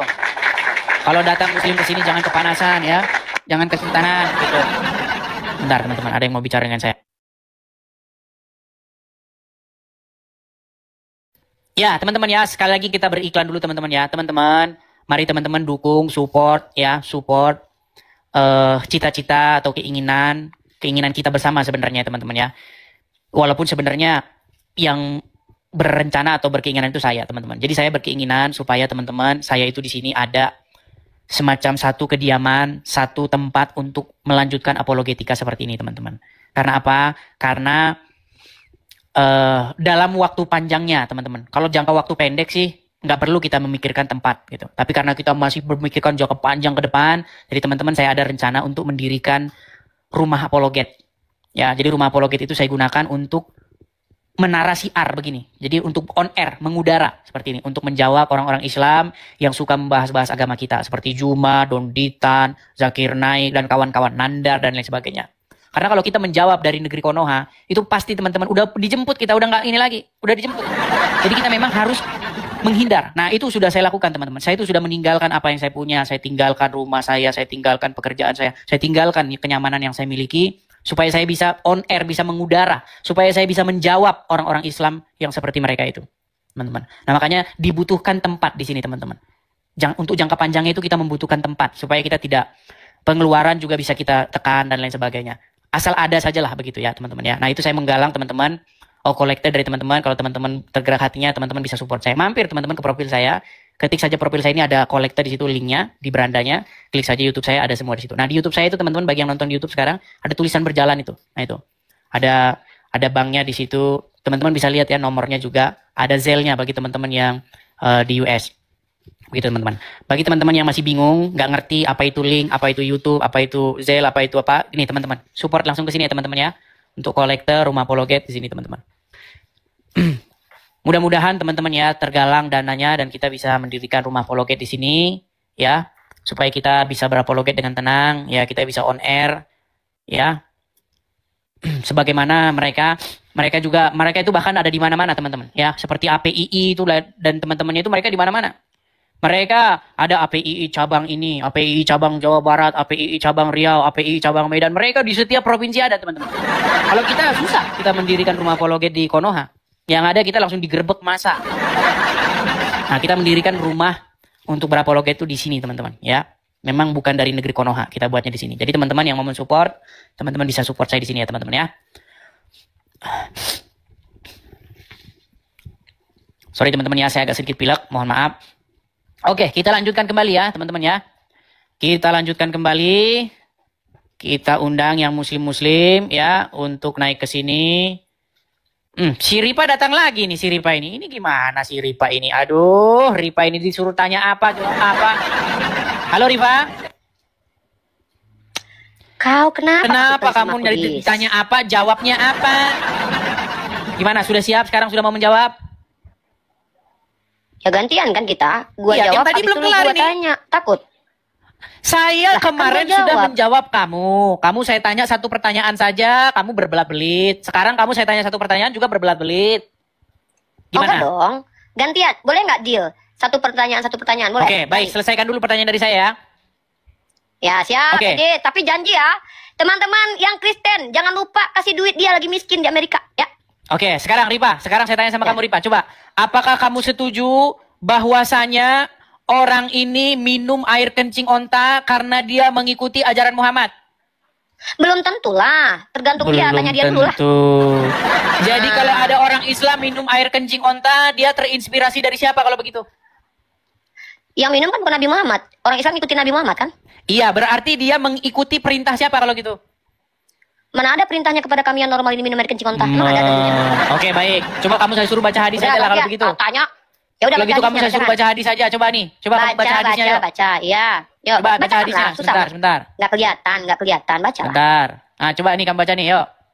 Nggak kelihatan bacain apa? Batin apa sih bacain? Kok nggak kelihatan? Bukan nggak kelihatan. Susah, Edis. Kan jauh. Bacain aja langsung biar kita bahas. Kok kamu jadi nggak bisa baca begini? Edis, kenapa Edis takut sama Uni Rifa? Kok kamu jadi nggak bisa baca? Apa sebabnya kamu nggak bisa baca? Bakalan dikik nih kawan-kawan. Loh. Oke, gini aja lah, nggak usah saya paksa lah. Gini aja, saya lanjutin pertanyaan yang kemarin dah. Kemarin aja, yang kemarin. Ya. Gini Rifa, saya mau tanya sama kamu serius nih. Jadi nggak jadi nih saya bertanya. Kamu nggak jawab kok. Saya udah jawab. Kamu nggak mau jawab, kamu berbelit-belit kok. Udah jawab. Gini Rifa, dengar. Edis, gantian dengar, lah. Gini. Kita kan dulu udah pernah diskusi. Edis dengar, takut, aib agamanya jangan panik. Kita dulu udah pernah diskusi, masih ingat? Masih ingat tentang pernyataan kamu? Robbayani Shogiro, masih ingat? Masih ingat? Oke, sekarang teman-teman rekam ya. Teman-teman rekam. Oke. Oke, Rifa. Kemarin kamu pernah diskusi dengan saya mengatakan Robbayani Shogiro. Lalu kamu lanjutkan bahwa Muhammad itu pun secara kaidah bahasa bisa dikatakan sebagai Rob. Coba, betul atau tidak Muhammad itu secara kaidah bahasa dia sebagai Rob juga? Lo jawab, jangan diganggu ya. Oke, Rob pemelihara artinya Nabi Muhammad adalah pemelihara rumahnya, betul sekali. Jadi Muhammad itu Rob atau tidak? Tapi bukan Rob alamin. Bukan Rob alamin. Rob atau tidak dia? Rob pemelihara rumah, iya. Udah dijawab kenapa sih? Robnya umat nggak dia? Robnya umat, pemelihara umat, enggak. Dia emang tukang kebun. Lu pikir apaan kayak Tuhan? Lu tukang kebun yang cerdas sama... Oh, bukan pemelihara umat lah. Dia adalah Rasulullah. Dia pemelihara rumahnya. Kalau rumahnya dipelihara wajar, anaknya dipelihara wajar. Nah, sebentar Rob, sebentar bukan. Sekarang udah on off ini. Kok on off? Emang Tuhan lu on off? Bentar dia on off. Oke, gini. Rifa, sebentar gini. Di dalam surat Yusuf ayat 41. Kenapa nggak berani Edis di komanya 14 juta? Ini saya selesaikan dulu. Di dalam surat Yusuf ayat 41, di situ kan ada kata-kata kembalilah kepada Robmu. Ini udah 3 pertanyaan teman-teman ya. Enggak, ini masih lanjutan yang pertama. Masih lanjutan yang pertama. Kembalilah kepada Robmu. Nah, terus? Kenapa orang tersebut, manusia tersebut, dikatakan oleh Yusuf untuk kembali kepada Robnya? Karena dia pemilik budak. Kenapa kok bisa pemiliknya itu? Maksudnya gimana? Iya, karena dia beli budak miliknya lah. Gimana sih dia kok koplo? Nggak ada dibeli. Loh, yang namanya pemilik budak. Oke, saya tampilkan ya. Saya tampilkan. Edis belum. Nggak ada di sini budak loh, nggak ada. Nih, saya tampilkan ya surat Yusuf. Itu untuk siapa? Untuk Firaun kan? Iya, jadi ada orang di penjara bersama-sama dengan Yusuf. Sebentar, ada orang di penjara bersama-sama dengan Yusuf. Ya, terus? Mau serius? Serius lah, tapi lu nggak mau ditanya, lu nggak berani. Loh, kemarin kamu sudah nanya saya panjang lebar. Ternyata Edis nggak berani ditanya. Habis ini gantian kamu. Gua cuma mau bilang, raja dari segala raja termasuk raja seks nggak? Habis dari sini nanti saya tanya. Yesus raja dari segala raja termasuk raja seks nggak? Habis dari sini nanti kamu bisa tanya saya. Yesus raja dari segala raja termasuk raja seks. Jadi kamu mau menghindar ini? Tuhan lu raja seks, Edis, karena dia raja dari segala raja. Dia panas dia. Dia sudah panas. Yesus raja seks. Sudah panas, sudah gelagapan. Baik. Dia ya. Jadi ini teman kamu yang ngomong nih. Ini teman kamu yang ngomong, bukan saya yang ngomong. Nih, teman kamu. Raja dari segala raja adalah Yesus, ketulis di paha tuh, ditato di paha. Mengiyakan bahwa nabimu raja seks. Oke. Mengiyakan kan? Mengiyakan kan? Ini keren raja seks kita bahas ya. Ini saya susah ini sudah. Udah Edis. Belum banyak yang menonton kamu. Kamu akui nggak bahwa nabimu seorang raja seks? Kata siapa Edis? Kata siapa?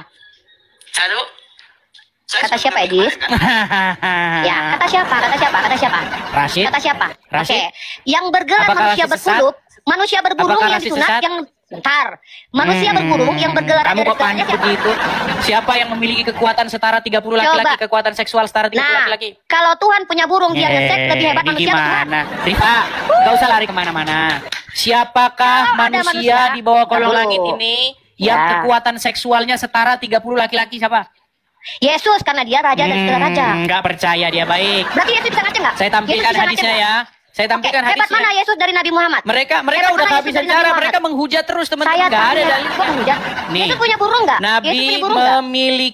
memiliki kekuatan setara 30 pria. Nih. Kalau Yesus Biar saya bisa ngaceng tunjukkan. nggak? Sabar dulu. Pelan-pelan. Nih. Kalau kamu janganlah kebencianmu terhadap kekristenan menjadikan Aku kamu nggak seorang benci. penghujat. Jangan. Yesus Kalau itu saya kan nggak raja pernah dari segala menghujat. raja. Saya nggak pernah menghujat saya. Kan Nih, mana saya lebih hebat? tunjukkan dalilnya Nabi kepada Muhammad kamu. atau Yesus? Nih, coba. Iya, nggak apa-apa. Coba Saya kamu baca. baca ini. Yuk, coba. Ya. Coba saya baca. Sahih Bukhari 260. Iya, betul. Nabi Muhammad itu memiliki Sebentar, telah menceritakan? Telah menceritakan? Sang Kristen sabar ya. Ia telah menceritakan kepada kami, Muhammad bin Bashishar berkata, telah menceritakan kepada kami, Muaz bin Hasham berkata, telah menceritakan kepada saya, bapakku dari Qatadah berkata, telah menceritakan, udah lanjut aja di poinnya. Oke, isinya. Apa? Coba. Adalah? Isinya aja langsung. Tapi berani jujur nanti kalau saya sudah jawab ya, Edi. Ya, adalah? Gue nggak bisa nanya. Oke. Adalah? Adalah Nabi SAW mendatangi istrinya pada waktu yang sama di malam hari atau siang hari. Saat itu apa? Jumlah istri-istri beliau 11 orang. Aku bertanya lanjut. Aku bertanya kepada Anas bin Malik radhiyallahu anhu, apakah beliau mampu? Nah, Nabi saya mampu. Pertanyaan Tuhan bisa ngaceng Sebentar, nggak? selesaikan dulu ini. Selesaikan dulu ini. Tuhan. Apakah Iya, beliau saya mampu? Jawabnya? Iya, saya bilang Nabi saya mampu, Edith. Dia kan manusia yang mampu. Oke, Nah, pertanyaan jadi Tuhan yang Muhammad punya burung sanggup, mampu nggak? Ripa, Oh, Muhammad sanggup. sanggup Nggak kayak menggilir Tuhan, lu nggak mampu istri-istrinya. berdiri. Saya Punya lagi. burung tapi nggak Kenapa mampu sih kamu berdiri. mau panik begitu? Jangan panik dong. Jadi Muhammad panik. sanggup menggilir istri-istrinya yang 11 Iya. orang dalam satu malam. Setuju? Ya. Oke, Ya, karena sekarang gua dia tanya, diberikan Yesus mampu kekuatan. nggak berdiri burungnya? Ripa pelan. Karena dia diberikan kekuatan. Sebentar. Karena dia diberikan kekuatan setara 30 pria, betul? Ya, kalau laki-laki Oke, sebentar. laki-laki yang punya Saya belum Tuhan, baca punya burung gimana? Oke, berarti Kalau dengar. laki-laki manusia yang Siapa punya sifat sebentar? keilahian, Pelan-pelan. punya burung bisa ngaceng nggak? Siapa Nggak berani siapa jawab. laki-laki di muka bumi ini yang memiliki kekuatan seksual setara 30 pria? Siapa? Nah, kalau 30 dijawab pria dulu. setara- Siapa? Nggak dijawab. Kan masa nggak boleh jawab? Masa Pertanyaan boleh jawab kalau pertanyaan siapa, lu? berarti kamu jawab nama. Ya. Siapa laki-laki di bawah kolong langit ini yang punya kekuatan seksual setara 30 laki-laki sanggup menggilir perempuan 11 orang dalam satu malam? Saya jawab. Siapa? Lebih dari itu harusnya Yesus karena dia tuh Nah, punya kan burung. menghujat kan? Kenapa kamu menghujat, Jadi Ripa? Yesus nggak Kenapa? mampu. Nggak, jadi Yesus nggak mampu. Barusan Jadi yang Yesus saya nggak mampu. bacakan tadi siapa? Itu merujuk kepada Iya. siapa? Malu Itu kamu betul. dengan kelakuan Muhammad? Ya, enggak malu. Loh, Nabi terus saya kenapa hebat, kamu saya bisa kenapa ngaceng, kamu jadi Tuhan bisa ngaceng nggak? fitnahkan? Kenapa kamu jadi Saya tanya memfitnah balik, jadi saya tanya penghujat Tuhan. begitu? Kenapa? Kan dia kan laki-laki. Sekarang Manusia saya tanya yang sama punya kamu, kekuatan Tuhan, punya siapa burung ini bisa terakhir ngaceng nih? nggak? Kalau kamu nggak mau jawab, kita selesai. Terakhir, Karena kamu setiap teman-teman, ditanya, dia kamu tidak nggak mau mampu jawab. menjawab. Raja Nih, dari segala raja. Apakah Tuhan siapa termasuk Raja Seth? seorang pria Siapa di yang muka bergelar bumi raja ini dari segala yang raja, yang memiliki adalah Raja kekuatan Seth? setara dengan 30 nggak pria berani jawab, dalam menggagahi Harusnya perempuan? Siapa? Yesus memiliki Nah, menggagahi kan perempuan, panik Yesus kan? memiliki 3.000 pria, Kenapa kamu makanya panik Tuhan. begitu, Ripa? Kenapa kamu panik Ya, lu begitu? nggak mau dijawab. Nggak panik. Kan Ya udah selesaikan baca dulu. tadinya. Iya, Berarti saya jawab. siapa laki-laki yang memiliki kekuatan seksual setara Siapa 30 laki-laki yang berburung menggelari dirinya sebagai raja dari segala raja? si Ripa nggak mau jawab. Kayak begini kamu mau diskusi dengan saya, Ripa? Mana lebih hebat, burung Tuhan atau Kayak burung Nabi? begini kamu mau diskusi dengan saya? Apa Mana coba lebih hebat, apa yang mau teman-teman? diharapkan diskusi Burung sama kamu? Tuhan Kamu atau ngeles-ngeles burung Nabi? begitu. Cuman Mana gede-gedean lebih suara, hebat, jadi burung debat Tuhan kusir. atau burung Nabi? Ayo. Saya tanya, mana lebih hebat, burung Tuhan atau Coba, burung Nabi? Ayo. barusan tadi yang saya bacakan sama Akui kamu. dong. Ya. Siapa pria yang mampu menggilir perempuan dalam satu malam sampai kekuatannya itu dianggap setara 30 pria dalam hubungan seksual? Siapa? Lebih hebat mana burung Tuhan atau Oke, burung baik, Nabi? karena dia Edis? nggak jawab, kita taruh dia di bawah Nggak ya. mampu jawab, Dia malu, Cek itu. dia malu jawab itu teman-teman. Malu. Kamu malu, kamu jadi penghujat. Apakah saya menghujat ketika saya katakan Muhammad memiliki kekuatan setara 30 pria? Saya nggak menghujat. Lapor polisi sekarang juga. Saya sudah bilang, setiap saya bicara tentang agama Islam, ada dasarnya. Ada dasarnya. Muhammad itu memiliki kekuatan menggauli wanita itu setara dengan 30 pria. Kekuatan seksualnya. Kok kamu malah jadi fitnah lari kemana-mana? Jangan begitulah, Rifa. Janganlah kebencianmu kepada satu kaum membuat kamu tidak berlaku adil. Jangan. Kalau saya katakan Muhammad seperti itu, ini hadisnya saya tunjukin sama kamu. Nih, ini nanti kamu bawa ini ke Mabuk Kubri. Adalah Nabi. Nih, ini bahasa Arabnya nih. Nih. Sahih Bukhari 260 dan seterusnya dan seterusnya. Nih. Adalah Nabi. Ya. Mana tadi nih?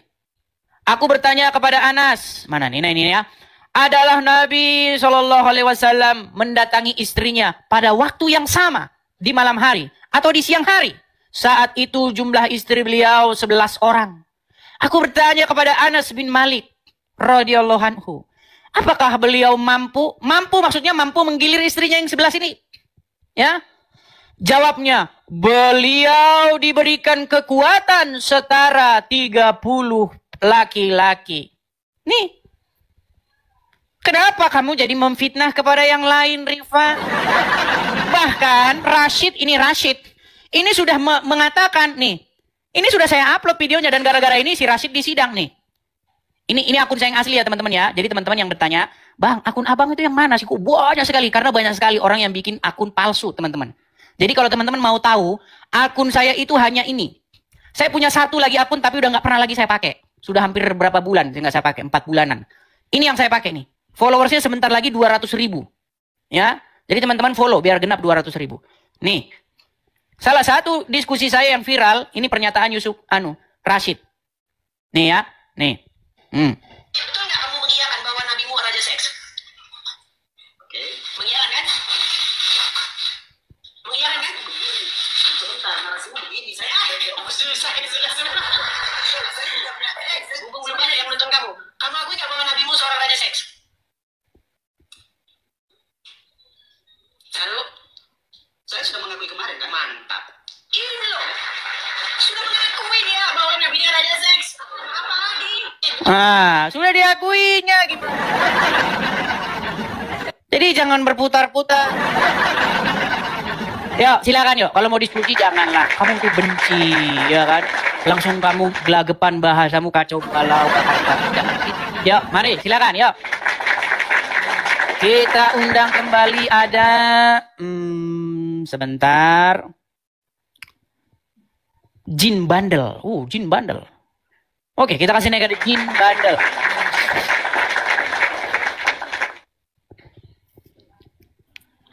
Halo, Jin Bandel.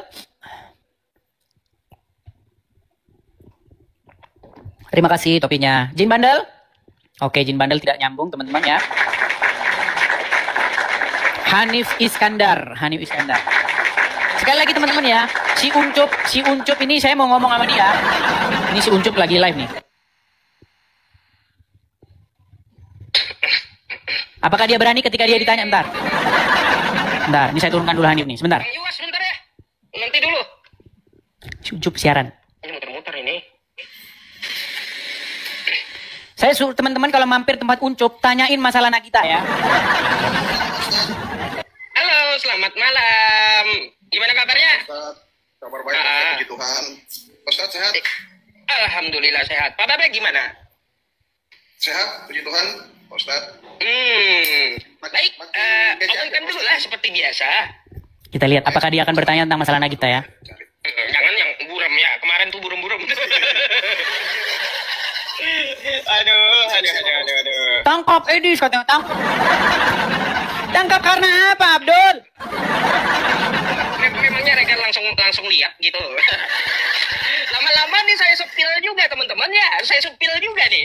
Sama nggak gitu dengan yang dipoto tuh ya? Lama-lama saya sepil juga. Baik, gimana Pak Babe? Aman Ustaz, semuanya aman?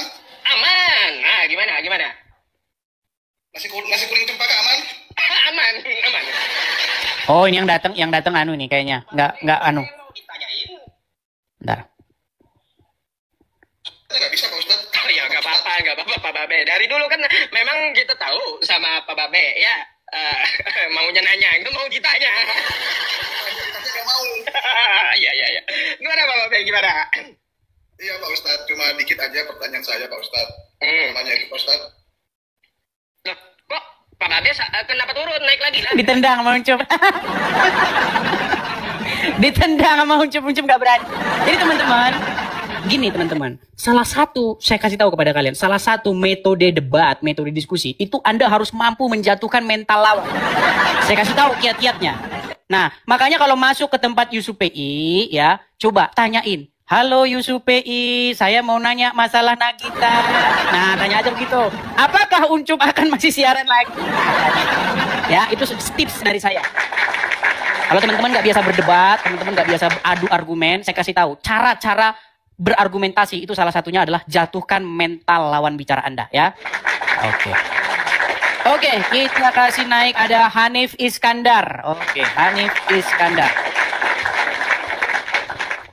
Ya, selamat malam Hanif Iskandar. Ya, selamat malam. Ya, silakan nyalakan kamera Pak Hanif. Kita buka kamera. Baik, saya turunkan dulu ya. Ya, kita kasih naik lagi ada Iqbal. Ya, selamat malam Saudara Iqbal. Halo? Selamat malam. Ya, silakan Bang, Saudara Iqbal. Apa pertanyaan Anda atau apa tanggapan Anda dari jalannya diskusi yang sudah berlangsung ini? Sudah berapa jam teman-teman? Sudah hampir 2 jam. Ya, silakan. Buat teman-teman di bawah. Edis selalu mengatakan, jika merujuk atau membahas tentang agama dan kitabnya, kita selalu dipahami atau dipaksa untuk memahami konteks. Artinya apa? Artinya adalah jangan pahami setiap kalimat atau kata itu secara harafiah, tapi konteksnya gitu. Tapi kemudian hal yang tidak dilakukannya pada saat dia membahas tentang ayat-ayat dalam Al-Quran misalnya, dalam hadis misalnya, dia tidak memasukkan syarat untuk memahami konteks gitu. Pertama yang ingin saya katakan begini, saya minta waktunya setengah menit ya. Kalau Edis juga memasukkan pemahaman konteks dalam setiap kalimat yang ada di Al-Quran maupun hadis, maka tidak akan muncul itu judul yang sifatnya tendensius. Ketika Edis memasukkan pemahaman konteks dalam kalimat Quran dan hadis, maka tidak ada tuh penyematan tentang raja seks gitu ya. Ketika pun itu dipaksakan, Edis terjebak. Maka saya tidak menyalahkan tadi debater sebelum saya yang mengatakan kalau penyematanmu terhadap manusia yang kekuatan seksnya disetarakan oleh 30 laki-laki itu dianggap sebagai raja seks, maka kamu akan terjebak sendiri ketika pemahaman bahwa Yesus adalah raja dari segala raja. Artinya juga raja dari raja seks itu juga gitu. Artinya di atas Muhammad, mungkin kekuatannya lebih dari sekedar 30. Tapi kalau kita membahas itu kan menjadi sempit. Sudah? Gitu, Sudah bisa ditanggapi belum? Oke, silakan. Baik. Ya, jadi memang kalau bicara sama orang Islam ini, karena memang seperti yang lawan hadapan saya Bang Iqbal nih, otaknya mungkin kecil ya, kita harus sabar. Bang, ada nggak ungkapan bahwa Allah itu raja segala raja? Dialah ilah, tiada Tuhan selain Allah. Yang ditanya apa, ditahu apa? Benar tidak bahwasanya Allah itu raja segala raja? Dialah ilah, maha dari segala maha. Oke, berarti maha raja seks juga nggak? Allah maha segala. Kalau pemahaman kan mencret kan? Makanya yang dimaksud raja segala raja itu adalah raja di atas raja-raja lain. Ada banyak raja-raja di muka bumi ini. Makanya pahami dulu konteks. Ketika Anda membaca Bible, di dalam Bible itu disebutkan raja-raja dunia ini banyak. Nah, Yesus itu dikatakan dia raja daripada segala yang ada raja-raja di muka bumi ini. Kok Anda malah lari ke raja seks itu gimana? Sekarang, inilah kalian ini orang Islam yang dibahas apa, yang dijawab apa. Sekarang, Bang, tadi Abang udah ngomong panjang lebar, saya dengar diam. Kenapa sih setiap suara saya itu membuat atap rumah orang Islam tuh rontok? Kenapa sih? Kenapa? Jangan dibisukan, Bang. Anda yang membisukan sendiri itu. Enggak, saya enggak rontok. Maksudnya gini loh. Iya, ketika Anda bicara, saya dengar tadi. Kenapa giliran saya bicara, Anda sudah kepanikan? Jangan dibisukan. Kok Anda bisu-bisukan sendiri sih? Gimana saya bisuin diri sendiri? Tangan saya dari tadi kayak begini, gimana saya bisuin? Ya saya juga gitu. Artinya Bang, maksudnya jangan dibelokin. Dengar. Tadi kan kamu sudah bicara nih, ya kan? Sekarang begini, betul nggak Bang bahwa Muhammad itu dia memiliki kekuatan seksual setara dengan 30 pria? Ya, menurut hadis yang tadi Edi tampilkan. Oke, sekarang saya tanya, siapa manusia di muka bumi ini yang punya kekuatan super kuat dalam hubungan seksual? Siapa? Menurut data yang Edi tampilkan, ya Muhammad. Nah, berarti siapa raja dalam hubungan seksual? Oh, nggak bisa digitukan. Nah, gimana? Sekarang saya tanya. Dengar. Pelan-pelan ya, Pak. Pelan-pelan ya. Itu master Edi. Bang, itu master. Ya udah. Apa sih pengertian raja? Raja adalah kedudukan. Iya, kedudukan. Artinya dia yang paling top, on the top of the pile, tahu? Pile tahu? Tapi kan gelar itu Edis, itu gelar. Dengar. Tahu pile tahu? Pile. Pile itu maksudnya tiang puncaknya itu, topnya itu, ya. Nah, dia menduduki posisi yang di atas. Itu pengertian raja, betul? Nah, sekarang saya tanya, dalam hubungan seksual, pria mana di muka bumi ini yang lebih kuat kekuatan seksualnya lebih daripada Muhammad? Siapa? Ya, menurut data belum ada. Belum ada. Berarti siapakah raja dalam hubungan seksual? Dia masternya. Iya, rajanya. Siapa? Kan konon. Ya udahlah, master. Oke, master. Siapa master seks? Siapa? Nabiku Muhammad SAW. Nah, sudah diakui. Artinya apa? Artinya yang saya katakan itu diakui dengan sadar oleh umat muslim. Jadi jangan kalian mengatakan ini saya bikin-bikin. Iya. Makanya saya bilang, Bang, saya itu kalau bicara, saya lulusin dulu itu. Ini lulus nggak ini mau jadi tema, mau jadi subjek, mau jadi topik ini lulus nggak? Harus saya pelajari dulu. Gitu loh. Bukan asal-asal saya ngangkat tema itu, Bang. Yang kamu pakai itu tendensius. Kok tendensius? Anda sendiri mengatakan bahwa Muhammad itu masternya. Master, kuat. Iya. Jadi gini, Adis, aku sekarang bicara konteks ya, boleh? Master itu masih satu rumpun dengan ya kepala. Ya kan? Jangan dong. Master, dengar. Master itu satu rumpun dengan kepala, guru, king, ya kan? Itu masih satu rumpun. Enggak dong. Jangan dipaksakan saya untuk sepemahaman tentang itu. Oke, sekarang gini. Dengar dulu. Master gini, masternya hacker. Gurunya hacker. Rajanya hacker. Masih satu rumpun nggak itu bahasa-bahasa itu? Ya, menurut saya master aja sudah. Iya, tapi kalau dikatakan ini raja gini lah. Master gini, dengar dulu. Kita catur. Kan ada banyak orang main catur ya. Nah, ini orang masternya ini, pakarnya, rajanya catur, betul nggak? Betul. Nah, kalau Muhammad dikatakan masternya, rajanya, kingnya, gurunya, setuju nggak Anda dalam hubungan seksual? Ya, kalau konotasinya positif oke lah. Iya. Terus kenapa kalian marah kalau ada Rashid mengatakan bahwa Muhammad itu seorang raja sex? Aku nggak marah. Iya, nggak marah. Kenapa marah kalian? Pada konteks boleh? Iya, memang iya.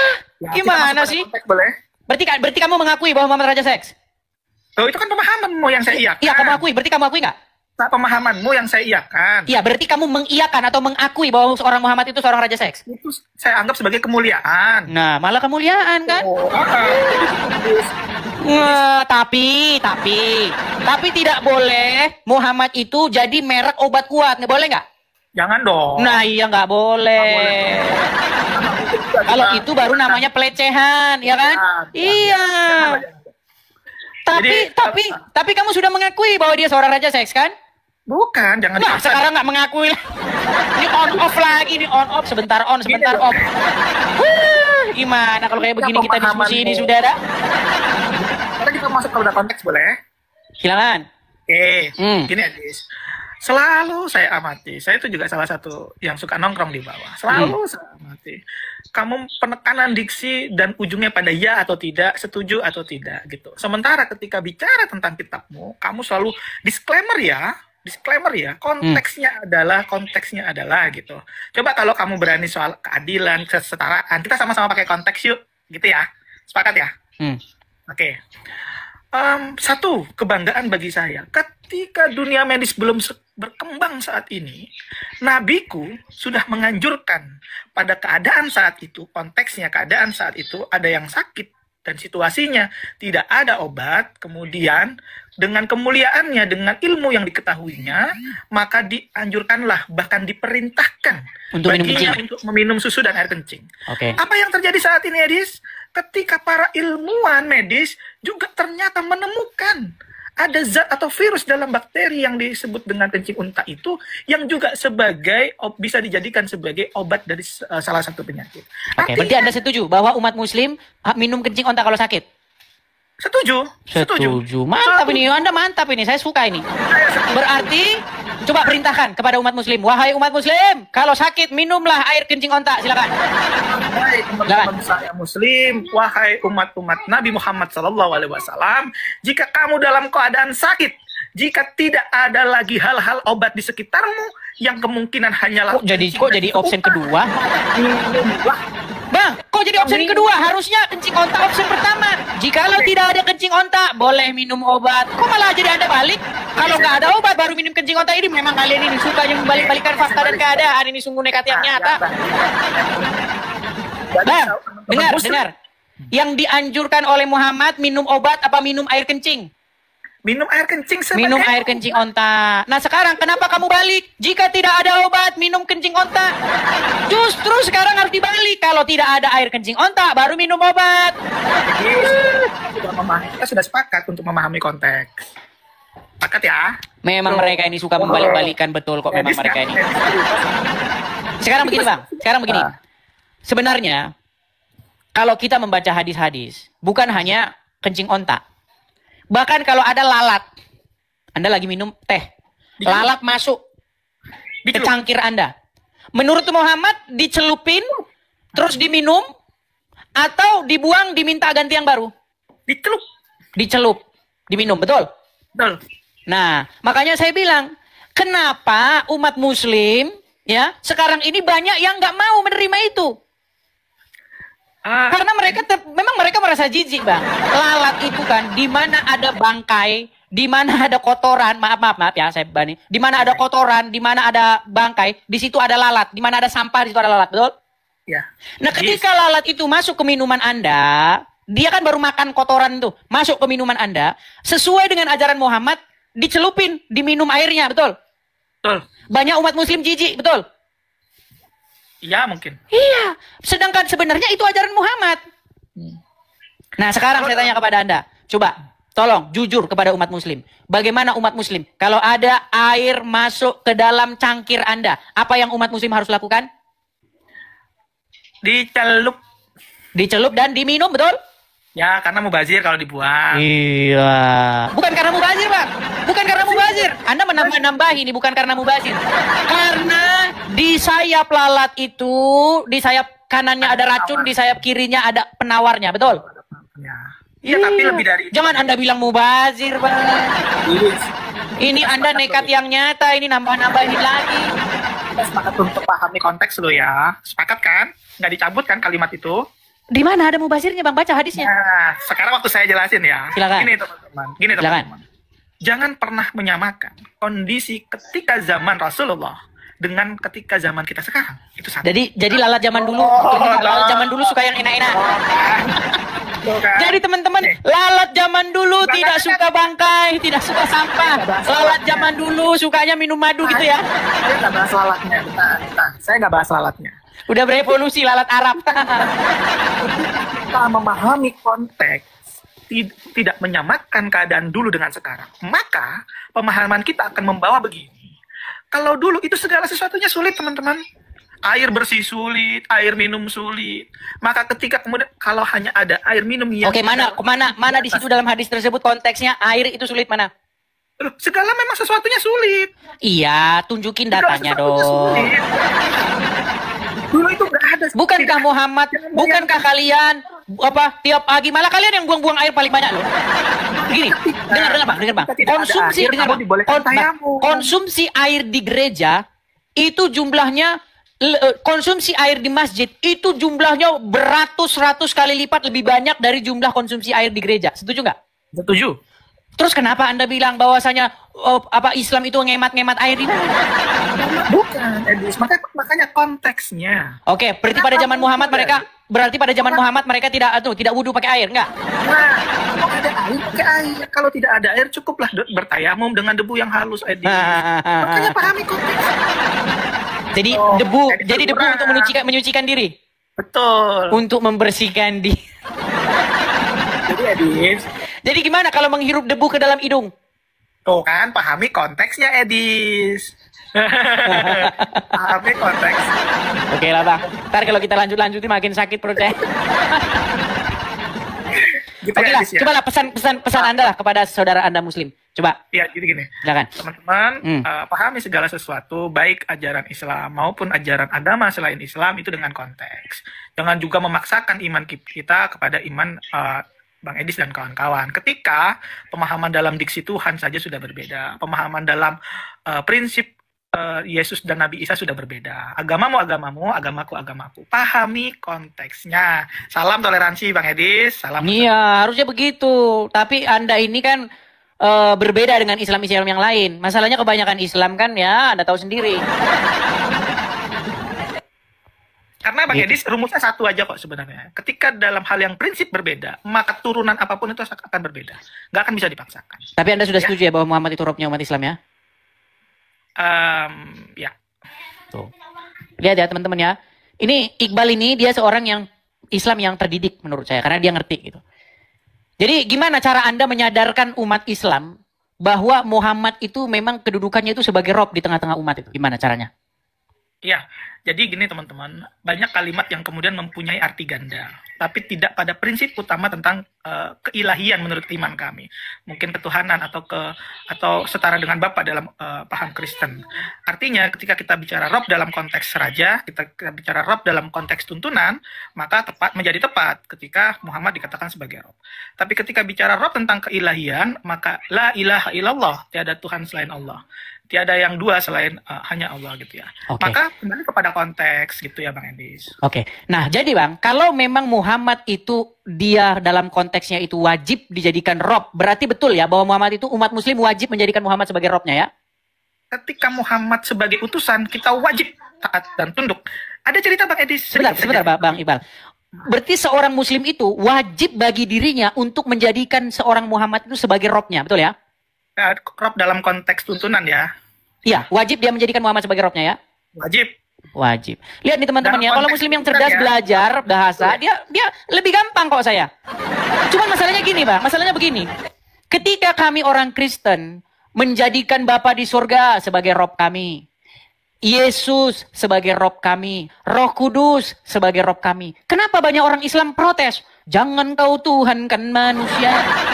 Loh, bukankah agama Anda sendiri itu wajib menjadikan Muhammad sebagai rob kalian? Bang Edis, gini, saya tidak bisa memastikan ya. Tapi yang mungkin terjadi ketika Bang Edis itu dan teman-teman mungkin menempatkan tatanan rob itu sudah mentok yang paling tinggi. Sementara kami, rob itu ada dalam beberapa tatanan. Kembali kepada yang saya katakan di awal, ketika prinsip dasarnya saja sudah berbeda, maka turunan apapun akan berbeda. Tidak bisa sedikit pun saya paksakan tentang iman saya kepada Bang Edis pun sebaliknya. Maka saya selalu katakan, pahami konteks gitu. Tapi saya nggak maksa loh Bang, Abang kan sudah mengakui bahwa seorang muslim wajib menjadikan Muhammad sebagai robnya. Nah berarti, kalau ada pertanyaan gini Bang, berarti Allah adalah robnya, Muhammad adalah robnya, berarti muslim memiliki dua rob di sini, betul? Beda, makanya saya bilang tadi. Nah, mulai nggak bisa ngitung kan? Satu ditambah satu sama dengan dua. Jangan dong, jangan dipaksain. Jadi gini. Bang, itu sama kok Bang, itu sama pertanyaan kepada saya. Yesus Tuhan, Rob, ya. Rob itu kan bahasa Indonesianya Tuhan atau Lord, ya kan? Roh Kudus, Rob, Tuhan, ya. Bapak, Rob, Tuhan, ya. Berarti berapa? 3? Iya 3. Kalau mau hitung-hitungan ya memang 3 gitu. Nah sekarang saya tanya, Muhammad Rob, betul? Ya, Rob dalam arti. Oke, Allah Rob, betul? Dalam tatanan ilah. Oke, berarti ada berapa Rob? Ilah satu. Nah kan, mulai tidak bisa berhitung. Jangan dijebak, saya bisa dijebak. Jadi gini kok Bang, gini. Sebenarnya gini, banyak orang itu terjebak. Kalau robnya ada 2, ada 3, berarti jadi musyrik. Bukan gitu pengertiannya.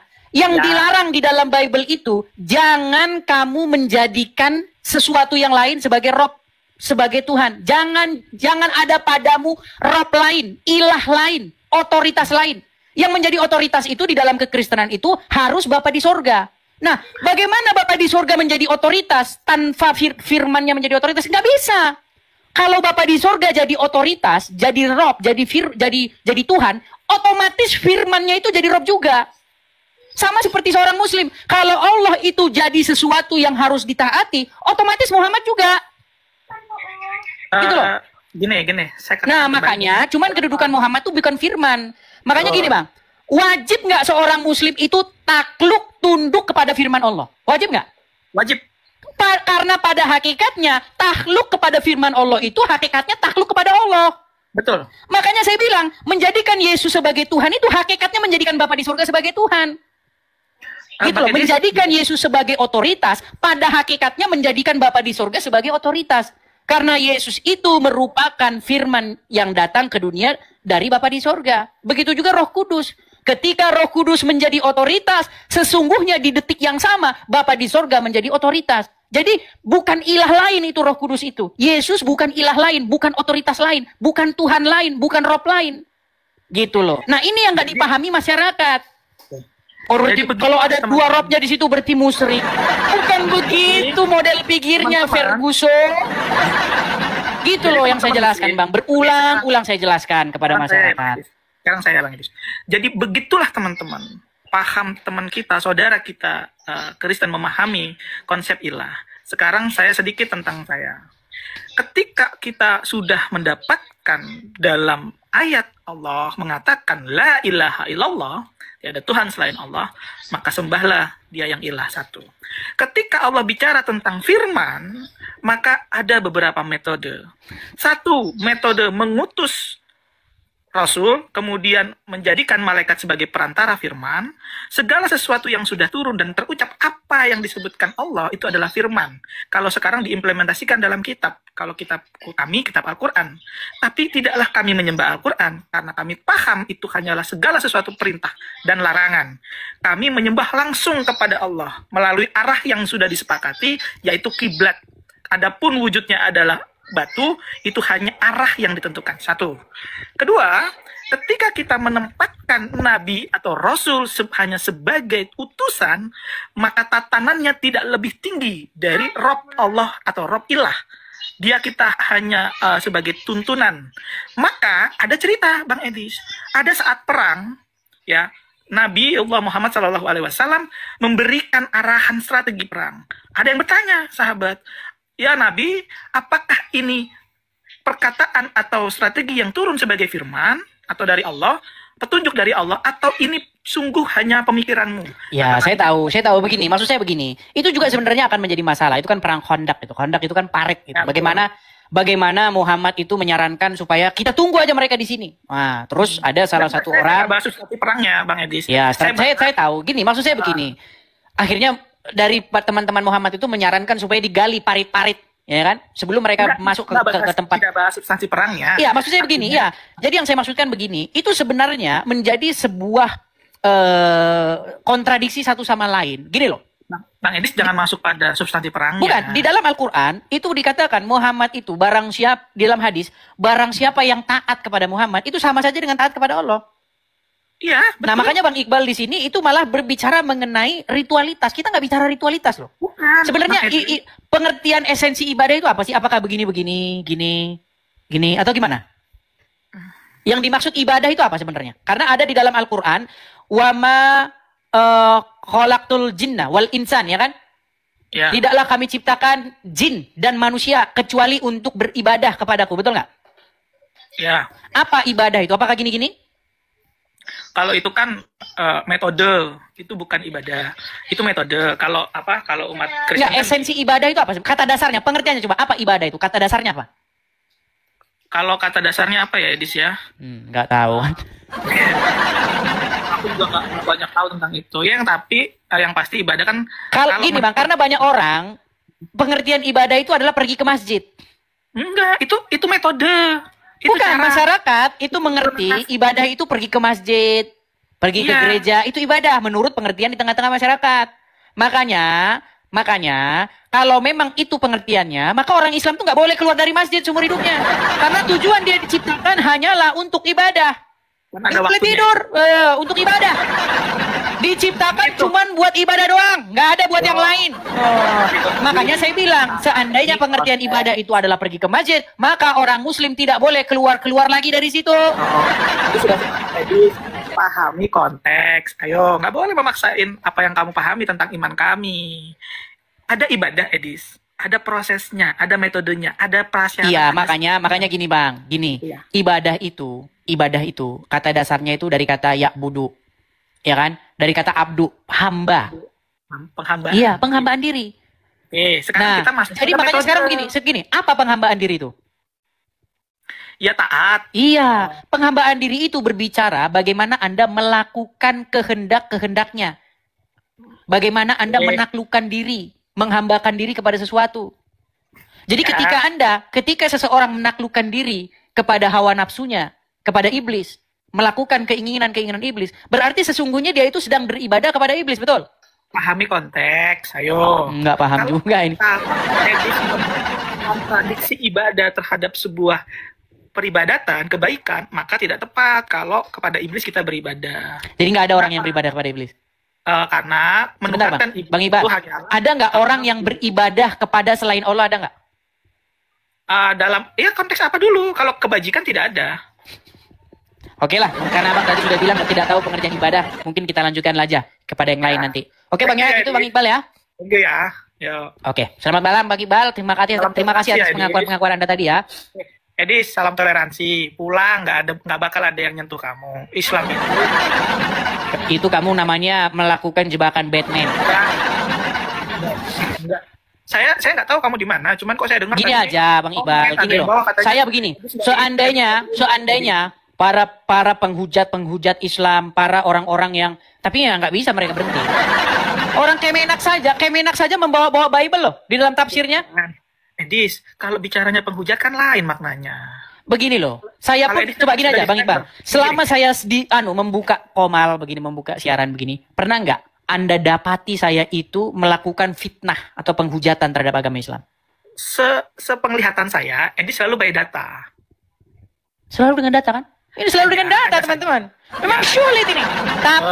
Tapi gini, namanya orang sudah benci, namanya orang awam nggak tahu kalau yang saya katakan itu benar, mereka kan tetap saja kalang kabut. Seperti saya bilang Muhammad menyuruh orang minum kencing onta. Mereka nggak tahu itu udah kesurupan duluan mereka. Nah setelah mereka nanti sadar baru ternyata benar yang dibilangin orang ini katanya.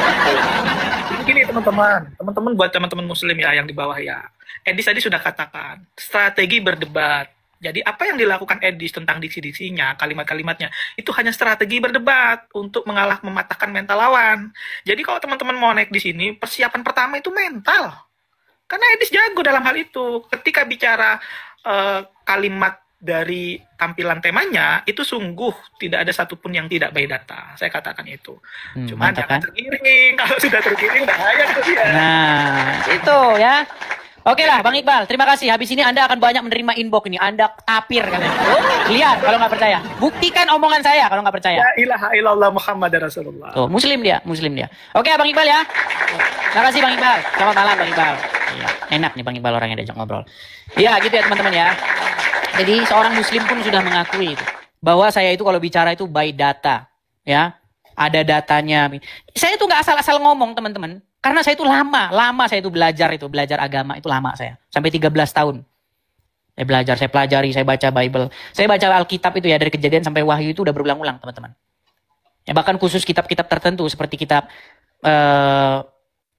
Kejadian ya kan, kitab-kitab yang menurut saya agak-agak ini, itu saya baca berulang-ulang. Gitu teman-teman ya. Oke, mungkin ada 40 kali saya baca sampai selesai kitab Kejadian. Dan kitab-kitab yang lainnya. Oke, kita kasih naik ada... saya belum bisa teman-teman meinikan si Uncup. Teman-teman ya, saya belum bisa ini. Si Uncup kayaknya... saya itu dari kemarin loh pengen main. Kira-kira kalau saya masuk tempat Uncup, kira-kira diterima gak sih? Ya, jadi teman-teman itu ya. Teman-teman harus paham bahwa... kita itu sebenarnya kalau betul-betul mendalami ya agama Islam, pasti orang Islam tuh nggak akan berani ngomong sama kita. Mengapa kau Tuhan kan? Nggak akan berani dia ngomong gitu sama kita. Gitu loh. Ya. Jadi kalau Roma Irama sampai bikin lagu, hai manusia, katakan Tuhan itu satu. Jawab. Katakan dengan nada yang lebih tinggi, ya kan? Kuncinya lebih tinggi, agak tinggi suaranya. Saya juga satu.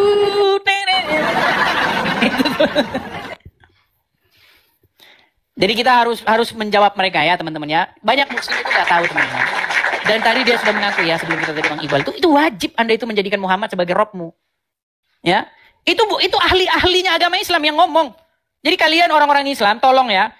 Kalau kalian belum ngerti pengertian kosakata ya, ajaran, Anda nggak usah ngomong dulu. Ini ahli mantik nih. Namanya sampai disebut Daman al-Mantiki karena dia ahlinya mantik nih. Selanjutnya, dia menantang saya untuk mengatakan kepada seluruh umat muslim bahwa Nabi Muhammad adalah Rob. Wahai umat muslim, percayalah bahwa Nabi Muhammad itu adalah Rob kita. Percayalah bahwa Nabi Muhammad adalah Rob kita. Tuh, percayalah bahwa Muhammad itu Robmu. Itu ahli mantik tuh, debat sama dia, sama Daman itu, ahli mantik itu. Dan tadi juga Iqbal sudah mengakui, bahkan Rifa itu mengakui itu, Muhammad itu Robnya. Cuman karena dia di sini takut sama penonton, dia berani ngaku terus terang. Gitu ya teman-teman ya. Oke, kita kasih naik ada Alvin. Ya, saudara Alvin, selamat malam. Malam Bang. Ya, silakan Bang Alvin, nyalakan kamera Anda. Oke. Ya, silakan Bang Alvin. Apa yang mau Anda bahas? Jadi saya tanya gini Bang. Kok gelap Bang? Jangan gelap-gelapan Bang. Nanti dapat wahyu nanti. Silakan ya. Saya mau tanya sama Abang nih. Abang muslim ya? Muslim. Waduh, macet. Ya silakan Bang. Jadi saya buka Al-Quran. Apakah benar setan sudah masuk muslim Bang? Apakah benar setan sudah masuk Islam? Di dalam Al-Quran nggak ada. Saya bawa dalilnya Bang. Oh, setan sudah masuk Islam? Ada perkataan ya, gini, ketika setan itu berbicara kepada Allah di dalam narasi Al-Quran, bahwa setan itu sudah diputuskan sesat, lalu setan itu meminta supaya dia diberikan penangguhan untuk menggoda manusia. Dan kemudian Allah patuh, Allah menuruti, malah Allah yang nurut sama setan Bang. Loh ya?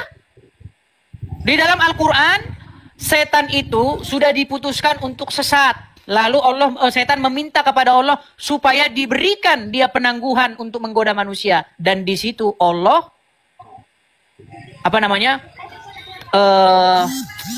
mengikuti atau menuruti kemauan dari setan. Ya, silakan Pak. Saya menemukan dalil ini Bang, soalnya di Al-Jin ayat yang pertama Bang. Oh, bagaimana jin-jin disukai ini ketika dibacakan ayat-ayat?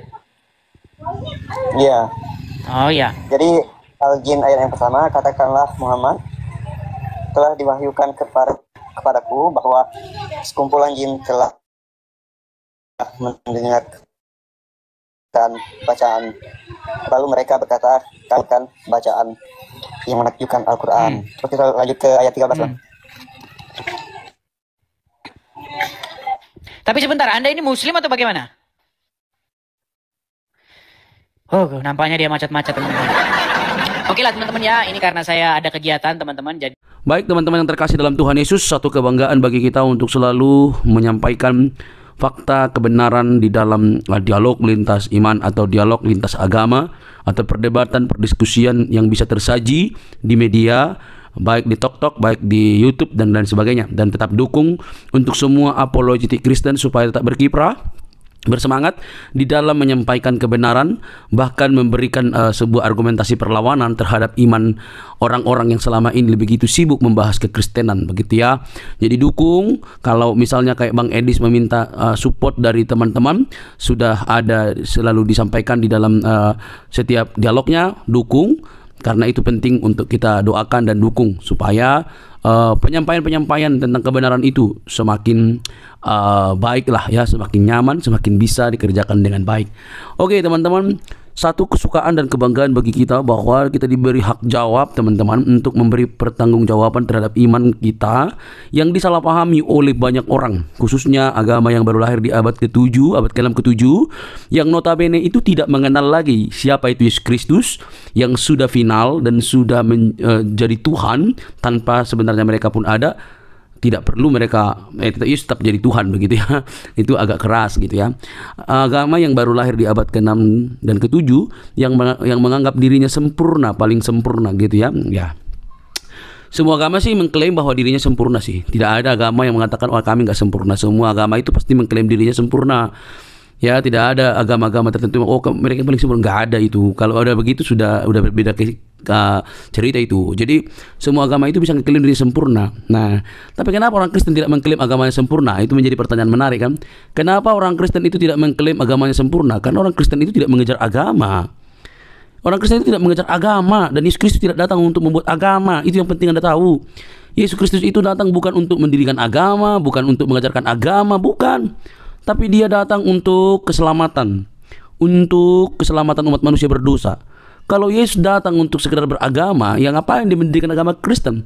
Dia kan dari golongan Yahudi, suku Yahudi, orang Yahudi. Bahkan dia mengikuti tradisi Yahudi. Ya harusnya dia menegakkan Yahudi dong. Ya kan? Jadi untuk apa dia mendirikan agama gitu ya? Nah, teman-teman yang terkasih, sampai di sini semoga kalian bisa mengerti bahwa kekristenan itu bukan soal agama, tapi soal keyakinan atau iman yang dinyatakan secara mutlak di dalam diri Yesus Kristus sebagai Tuhan dan Juru Selamat pribadi. Jadi Kristen itu pengikut Kristus. Ya, pengikut Kristus itu berarti belajar dari Kristus, hidup oleh karena perkataan Kristus. Jadi harus hidupnya itu sesuai dengan apa yang dikatakan oleh Kristus.